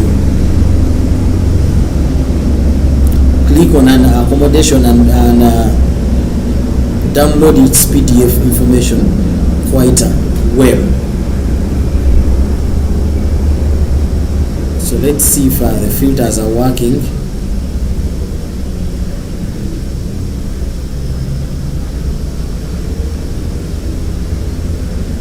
Let me try them out, and they are working quite well. Let's go to the profile screen.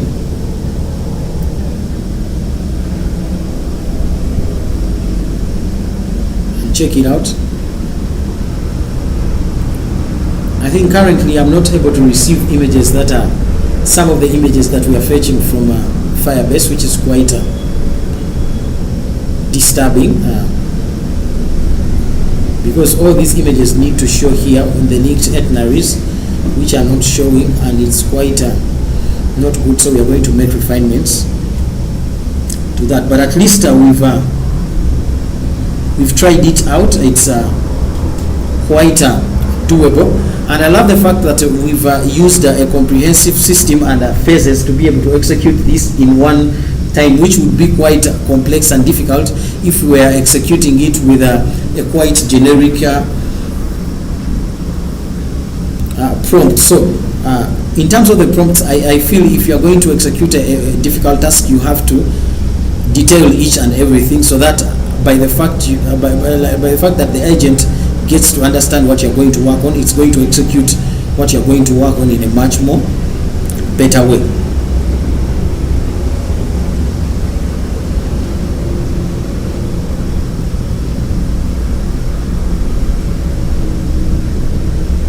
So someone said I need to implement image catching. That is wonderful.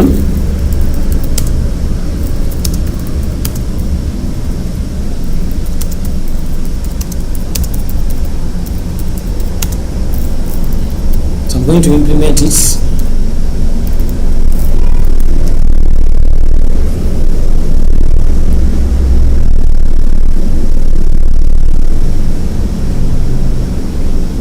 So let's go back and give further instructions to this.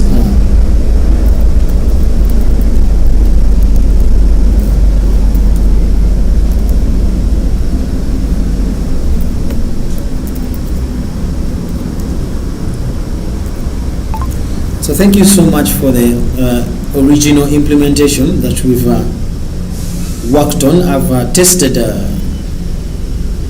the app.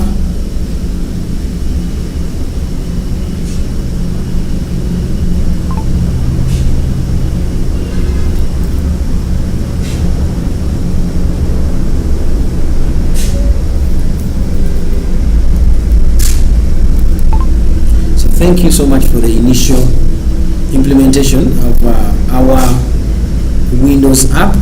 I have installed it and tested it, and the installation worked quite swiftly well, and I've been examining different elements in our app, and these are the observations that I've made. One, so when I was going through several screens, particularly going through the stored itineraries, given that these stored itineraries have images that are fetched from our Firebase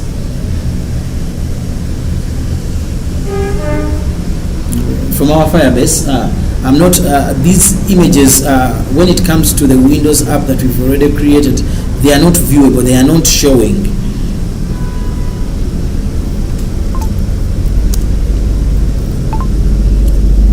Also, when it comes to generating downloads, let me first of all go back. I checked it out on one screen, but I believe I need to check out here. I need to check it out here.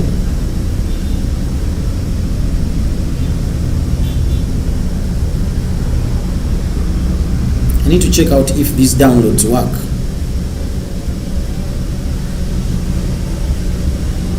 Let me check out the one for the image.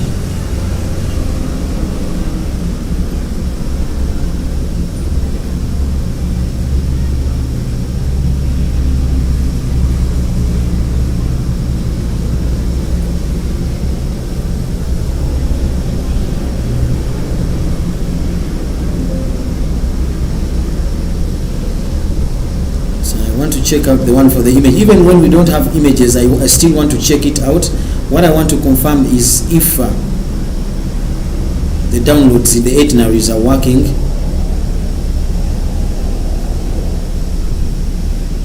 Yeah, I think it's working. We are just missing the images. That is good. Let me try this one.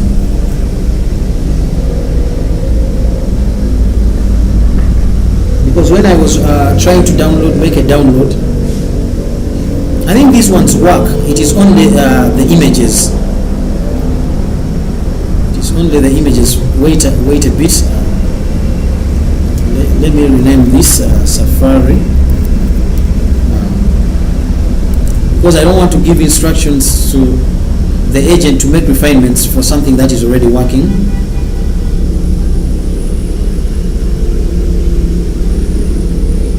Yeah, I think it works also. So let me also test out the detailed view. Let me test out the detailed view. I want to ensure that it is working very well, and I also want to go back through all the elements that have these logic for downloading with PDF, and I check them out. So I see the exact screens that are not quite working out very well, and I can review them. So let's also download this as an image. I want to view them even without images. I want to view them and verify if when it comes to this Windows app that we've created, that they are working. Because at least if they are working, then that's good. We won't have to refine that. Then we'll refine the logic for PDF in other screens. I'm going to call upon people who have not yet subscribed. Please subscribe and like this video. When you like it, it's going to go to even more people. So if it goes to even more people, the more people we have, the more we get to have a better learning experience. And so this one, I think I had opened it earlier. Let's go to the detailed view. I want to view if it works. The PDF logic for the itineraries works very well, but what is not working is the loading of the images. So let's also because that was the PDF version for the detailed view. Let's go to the image version for the detailed view. I will also go through it.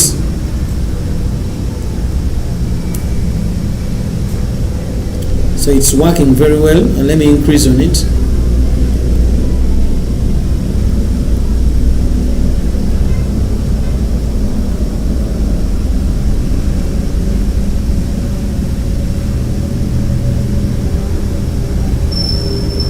Yeah, it works very well. You can view the image quite well.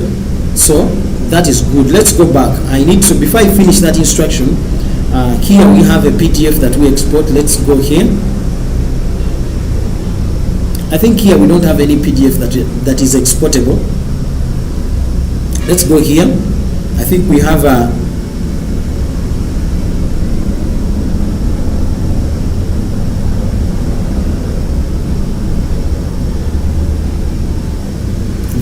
logic for the PDF, which is also not working here on the Safari screen. So that is noted. The tracking screen, I don't think it has any logic for that.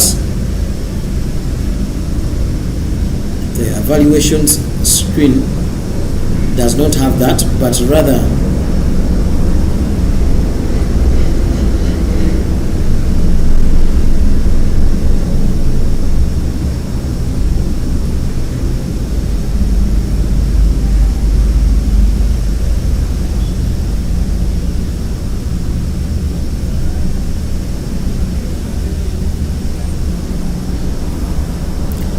So also when I come here, I cannot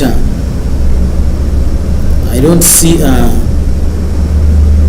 logic for linking the reservations. It's not fetching content.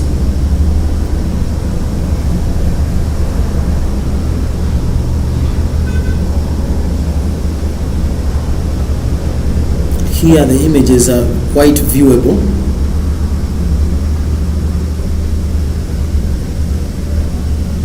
So let's try to click on the PDF. It's still not showing. So I think we have quite a number of elements to work on. Before we work on them, let's go back here and list them. If you've not yet subscribed, please subscribe and join this stream. Join it, because when you join it, you keep me accountable, and I can assure you that the experience you're going to get is going to improve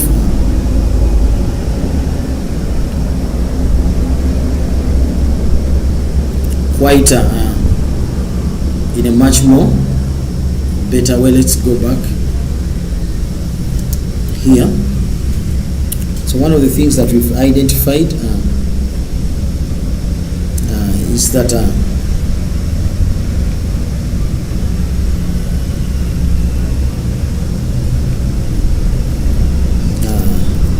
PDF logic, non-responsive, responsive PDF download logic.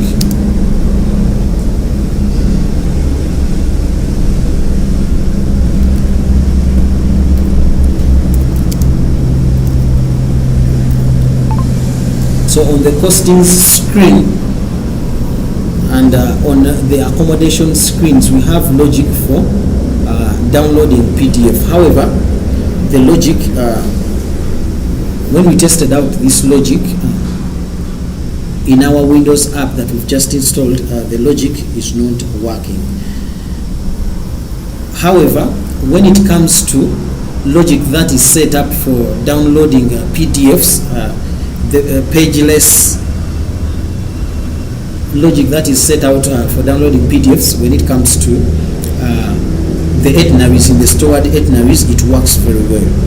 So that means that when you are refining this particular feature, you're going to use the working logic which is in the PDFs, particularly the stored itineraries page where we download the PDF from, that is already working, to use that very kind of logic as you're refining logic for downloading the PDF on the accommodation screen and on the costings screen.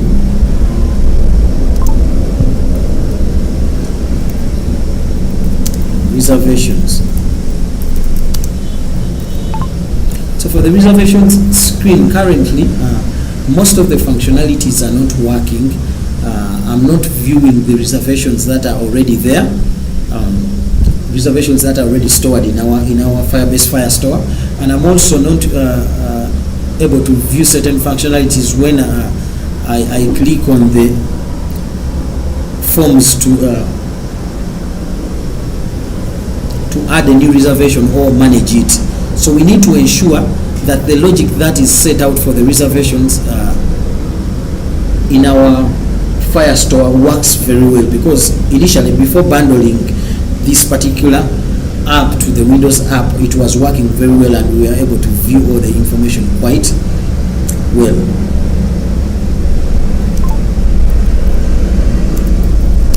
For image, so we are going to add image catching logic.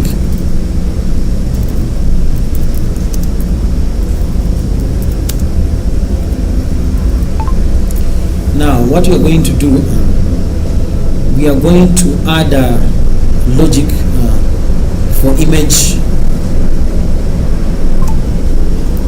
catching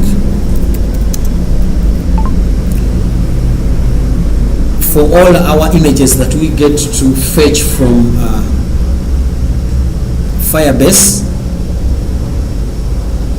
so that when we reload the app, we can get to view these images very, very fast, which will be a better experiences for the users who are using this particular app.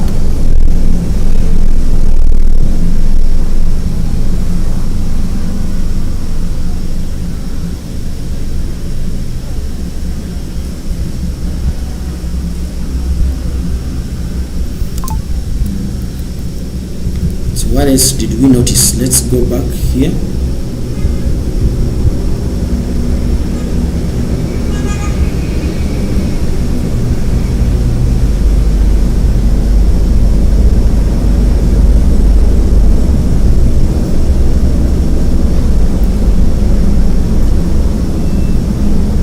I think those are the few elements that we noticed. So let's give instructions of restructuring this into a master prompt. Please subscribe if you love what we do, if you want to be a part of this amazing journey where we are heading towards earning $500,000 from Vibe coded apps. Please subscribe and join this amazing community. So now we are going to restructure this particular request into a very detailed implementation plan, and this implementation plan must extensively detail the instructions for the 4 refinements that we are supposed to make.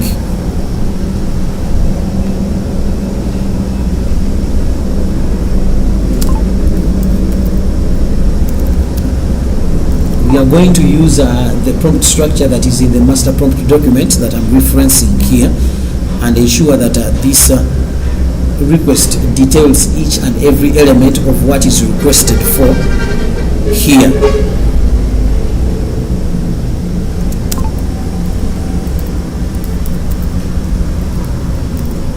In the implementation plan, under the notes section, these are the constraints that you are supposed to add.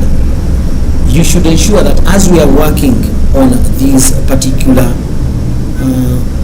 elements that you are going to refine in our app, you are not distorting other logic in our app on the particular screens where you are going to make this refinement, but also on the wholesome context of our app. You are only going to focus on executing changes, requested changes as they are requested on these particular issues that have been noted out.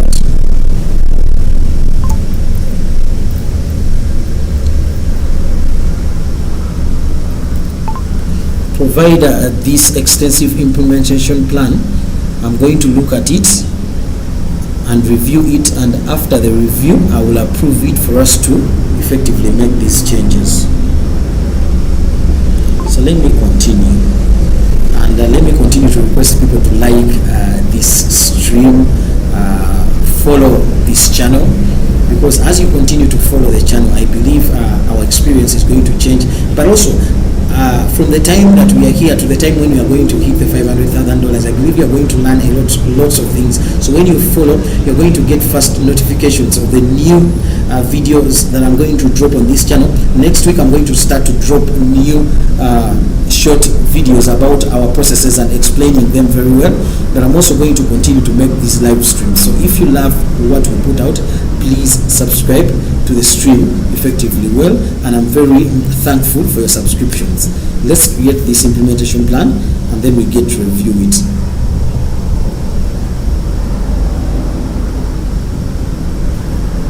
I'm going to review it in terms of what I truly want.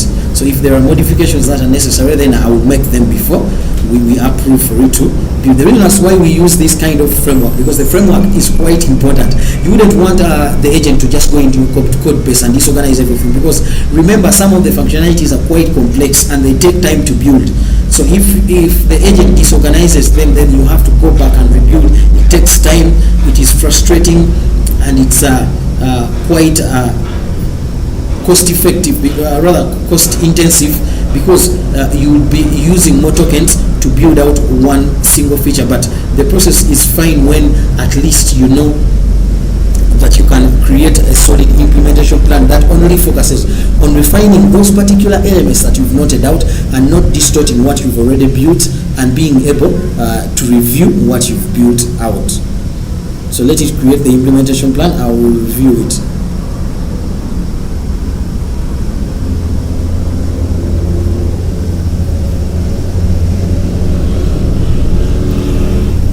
Going to review it and then we continue.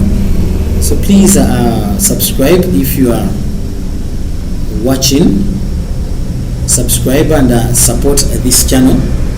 So when you subscribe, it's one of the freest things that you can do for this channel, and when you do it, it helps us to grow this community, because we want to get this community, at least we want to get this community in terms of the views.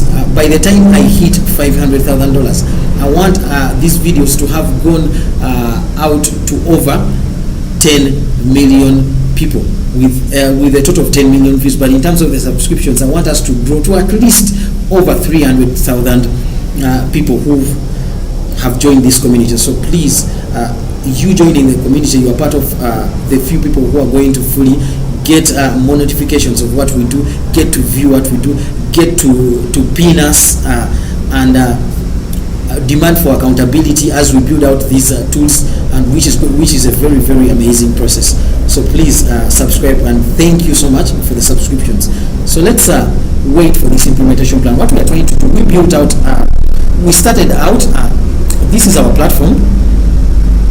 This is what we had. We were able to view this platform from here, which we are using the local host to view the platform. Now we are transferring, we are turning this Next.js tool into an installable.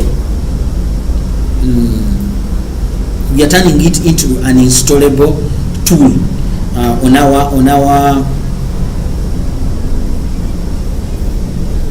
Windows PCs. So we've already made the configurations, and Cloud Opus gave us those configurations, and Cloud Opus together with Gemini 3.1 Pro, we were able to bundle this into the working app. But as we are which is here, so what you are viewing here is what we are getting from the local host. This is the local host part of the app.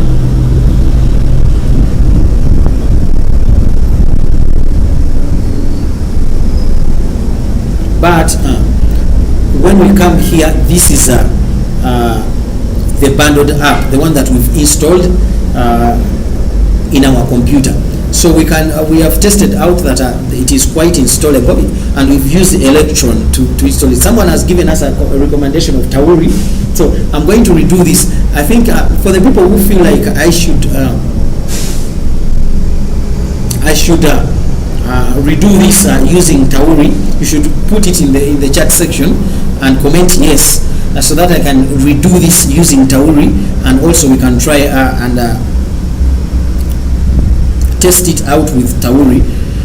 But when we went through the screens, there were some configurations that were not done right, so I'm trying to ensure that we can look into them, refine them, and then we can rebundle and maybe check it out. So that is what we are working on currently.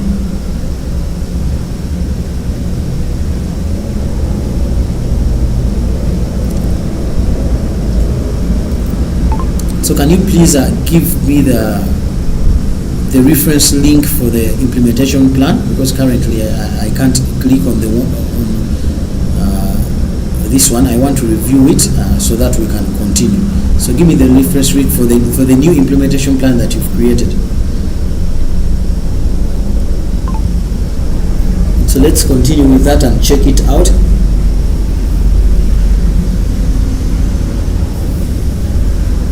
And view how it's going to come out.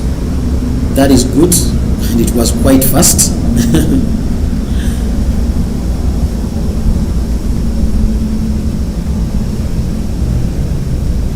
So this is the context that we have. The task, it's going to refine and stabilize the 4 core functionalities within the newly packaged Windows Electron desktop app: Firebase image rendering, dashboard style PDF exports for accommodations and postings, and functional restoration of the reservations model, and a global Firebase image caching system. I believe we have all the functionalities that we wanted to execute. The context is quite good.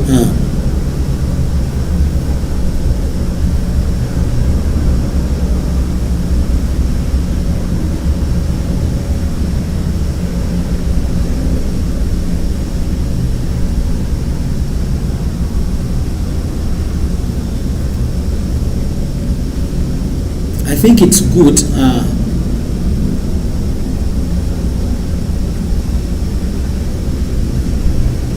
So the logic that it's going to refine for the PDF, it is for this screen, for these two screens, which is quite good. I just wanted to go through this to ensure that it's not going to refine things that we've not instructed. So I think it's okay, we can proceed. As I proceed, I'm going to call upon people to keep on liking this video. I want it to at least have and hit 250 likes by the time we leave it, but also I want it to go out to more people and more people. So please like it and subscribe to this channel, so that for the subsequent streams you can be able to get notifications for the new streams and the new videos that we are going to publish. And our aim is to ensure that each and everybody can be able to vibe code with these tools. And with that, I'm going to showcase each and every process, just like what you're seeing, and how I've been able to bundle this Windows app effectively well, using the help of the Cloud Opus 4.5 model and Gemini 3.1. So let's work on that now that we have the implementation plan.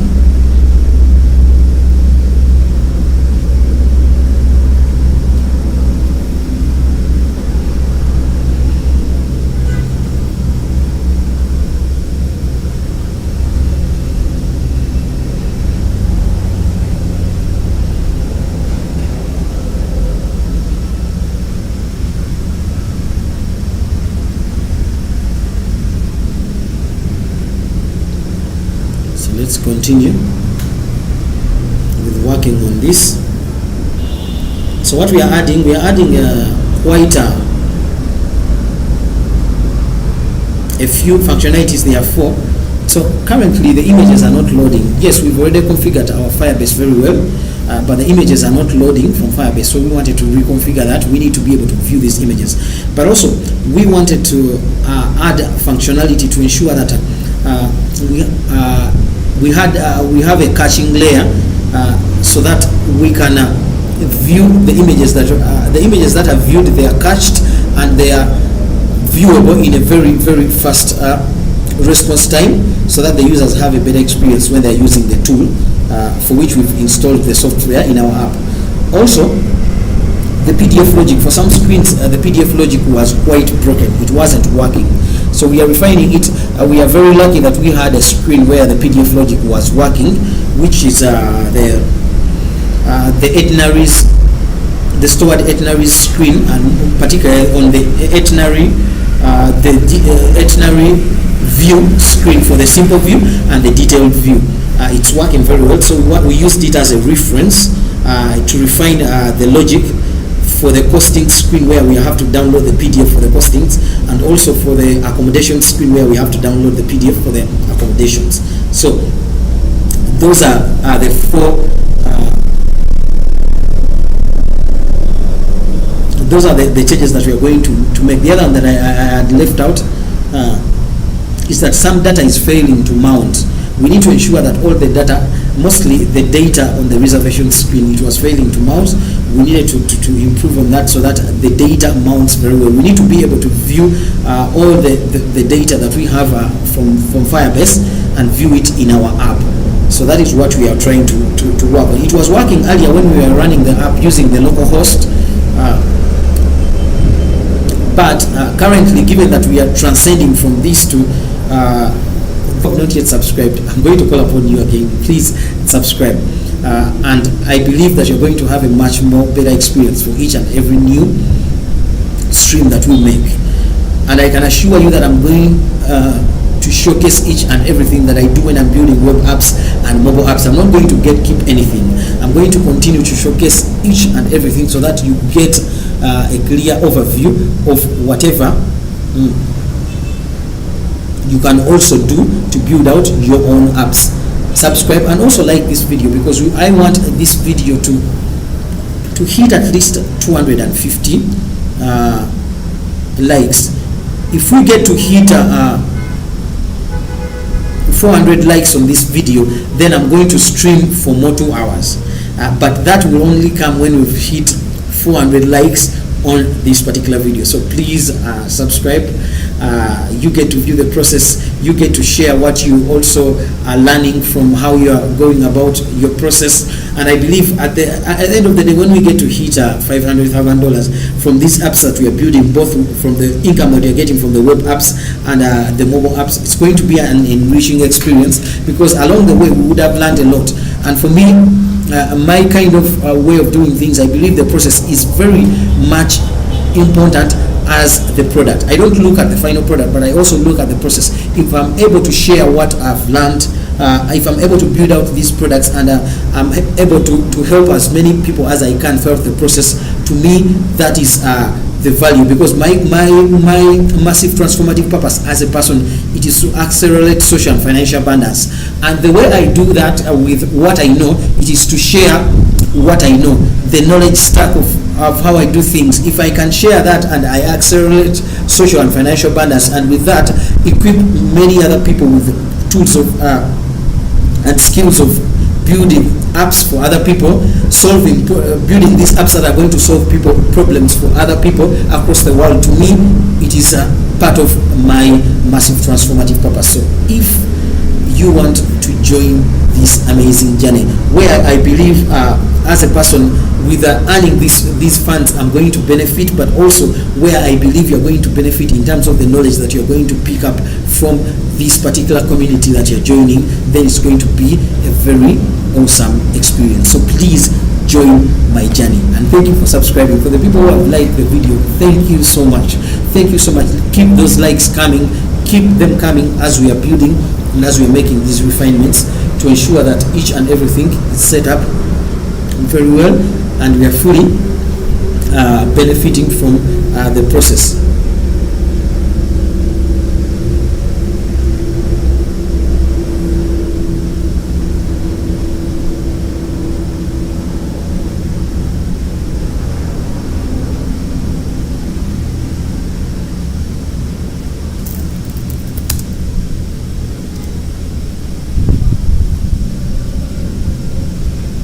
So let's wait for the agent. Sometimes the agents take up some time, but I believe it's for a good cause, because some functionalities are complex. Actually, as you've seen, I never wanted to divide these refinements. I wanted it to work on 4 refinements at a time. So when the instruction is quite complex, then it's going to take up some time. But it's good. It's good. But I believe the better tool, even when I'm working with Gemini 3.1, I believe the better tool when it comes to the instructions that are quite complex, it is the use of Opus. Opus 4.4 is quite the better tool, because with its approach and with its context of the 1 million token context, then it becomes quite good for you to work on a functionality, and that is one of the things that I enjoy and I believe is great. Also, I believe the other tool that I'm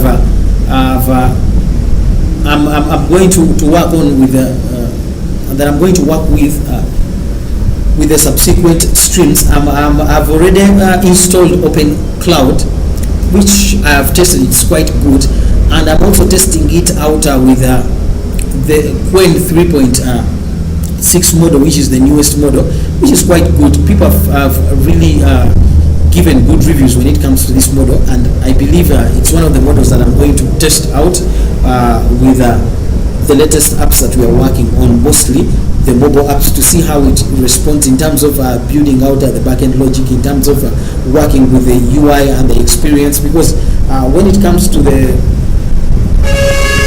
user experience, you also want to enhance mostly with micro animations. I've started to do that with the web apps that I've been working on. You can go in the previous streams that I've done. You can be able to view how I've done that. I'm trying mostly to ensure that for each and for each and every screen, users get enough experience when they're interacting with it. I'm starting to do that with the mobile product apps that we are building. And I believe with the use of Open Cloud and how it is set up, because Open Cloud is, I can say, the clone of the original cloud project that was leaked from Anthropic. It was reconfigured, but it's good because you can be able to add on each and every new model and work with that. Even with my belief, where I believe that maybe you are not going to get the same results when you're working with Cloud Opus 4.6 as to how when you're working with other models, but I believe that at least when you have access to it and when you have access to free models, then it becomes quite good and better to work with that. The agent is still orchestrating what we gave in terms of the request, and I believe right now it has completed the process. Let us check it out. Continue to like this video, continue to like it. I want it to reach out to more people. Continue to like it, continue to subscribe for the ones who have not yet subscribed.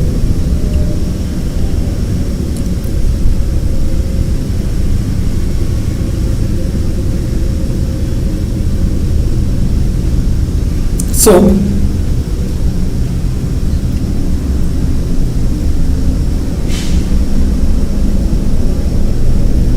let's go through the walkthrough of what it has done. So in terms of the architecture and additions, it has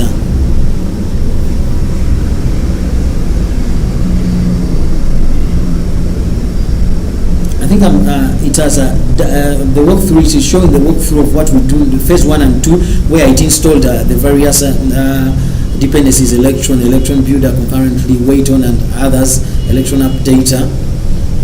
Then how it built in certain files that are quite important for our app to work.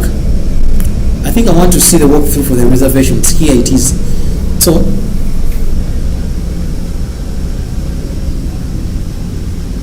I think it has made modifications for this, because currently we are not viewing the reservations quite very well.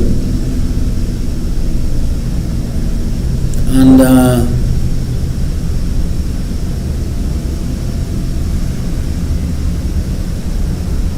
it created other changes. Let's look at the tasks and how it has executed them.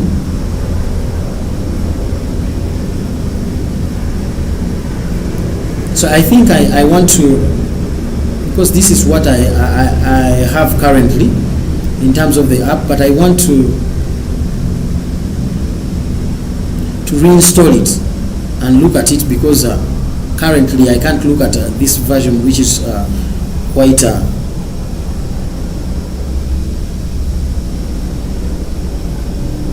broken. Let's try to reinstall this one.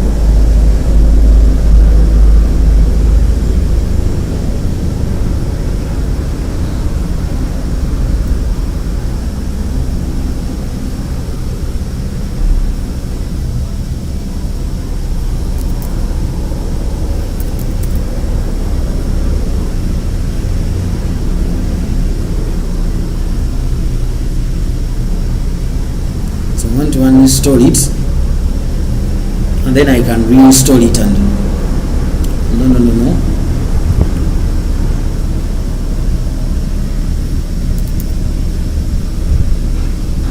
let's go to the control panel.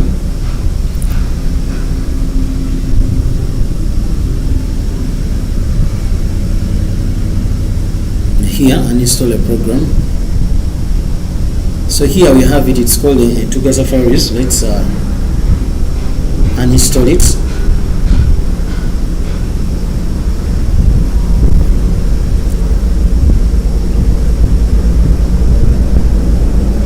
I'm going to reinstall it because I feel like now that we've made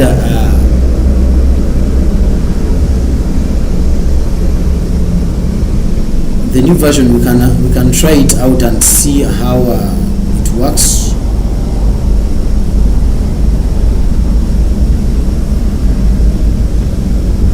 So let's go back.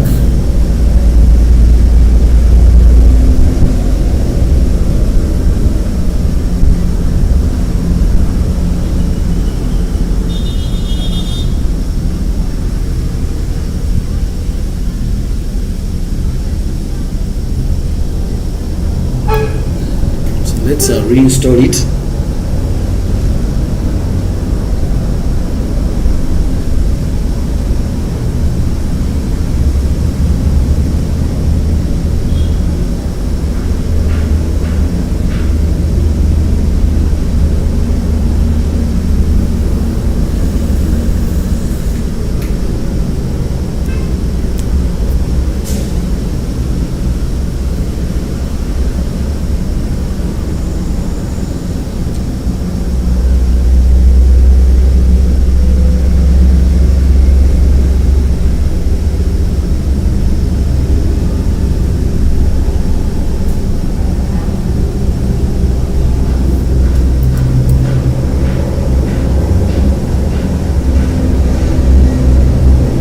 Here it is. Just going to add it. Here it is. Let's check it out.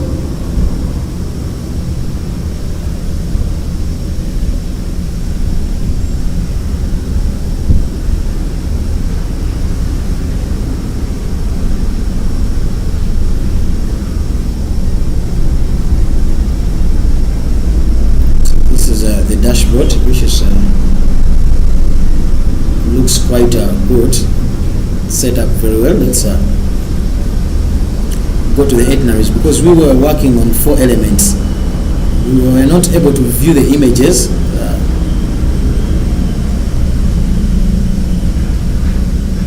that were fetched from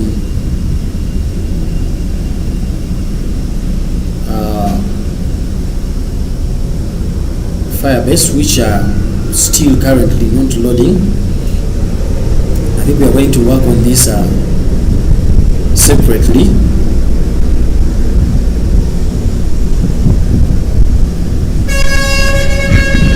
The images are not being loaded. So the other element that we worked on, it was the PDF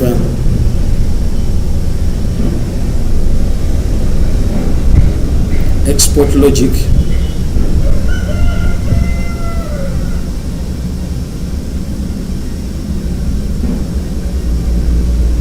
So I think the PDF export logic is quite now working out, because when I export this, for that logic it was set out very well. When we export this, yeah, I can view the costings, which is quite good. The costings, and I love this. So this is quite good. I love it. I love that for the PDF functionality we've worked on it and it's working fine. I'm also going to check on the PDF functionality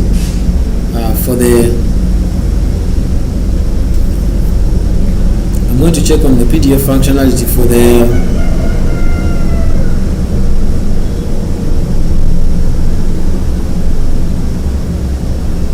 accommodations screen. Let's go there. Let's click on one of these.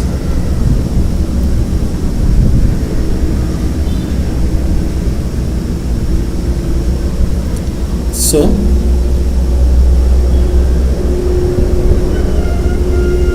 this one I've downloaded it. Let's go here and reload. This is the new download for the accommodation and how it appears.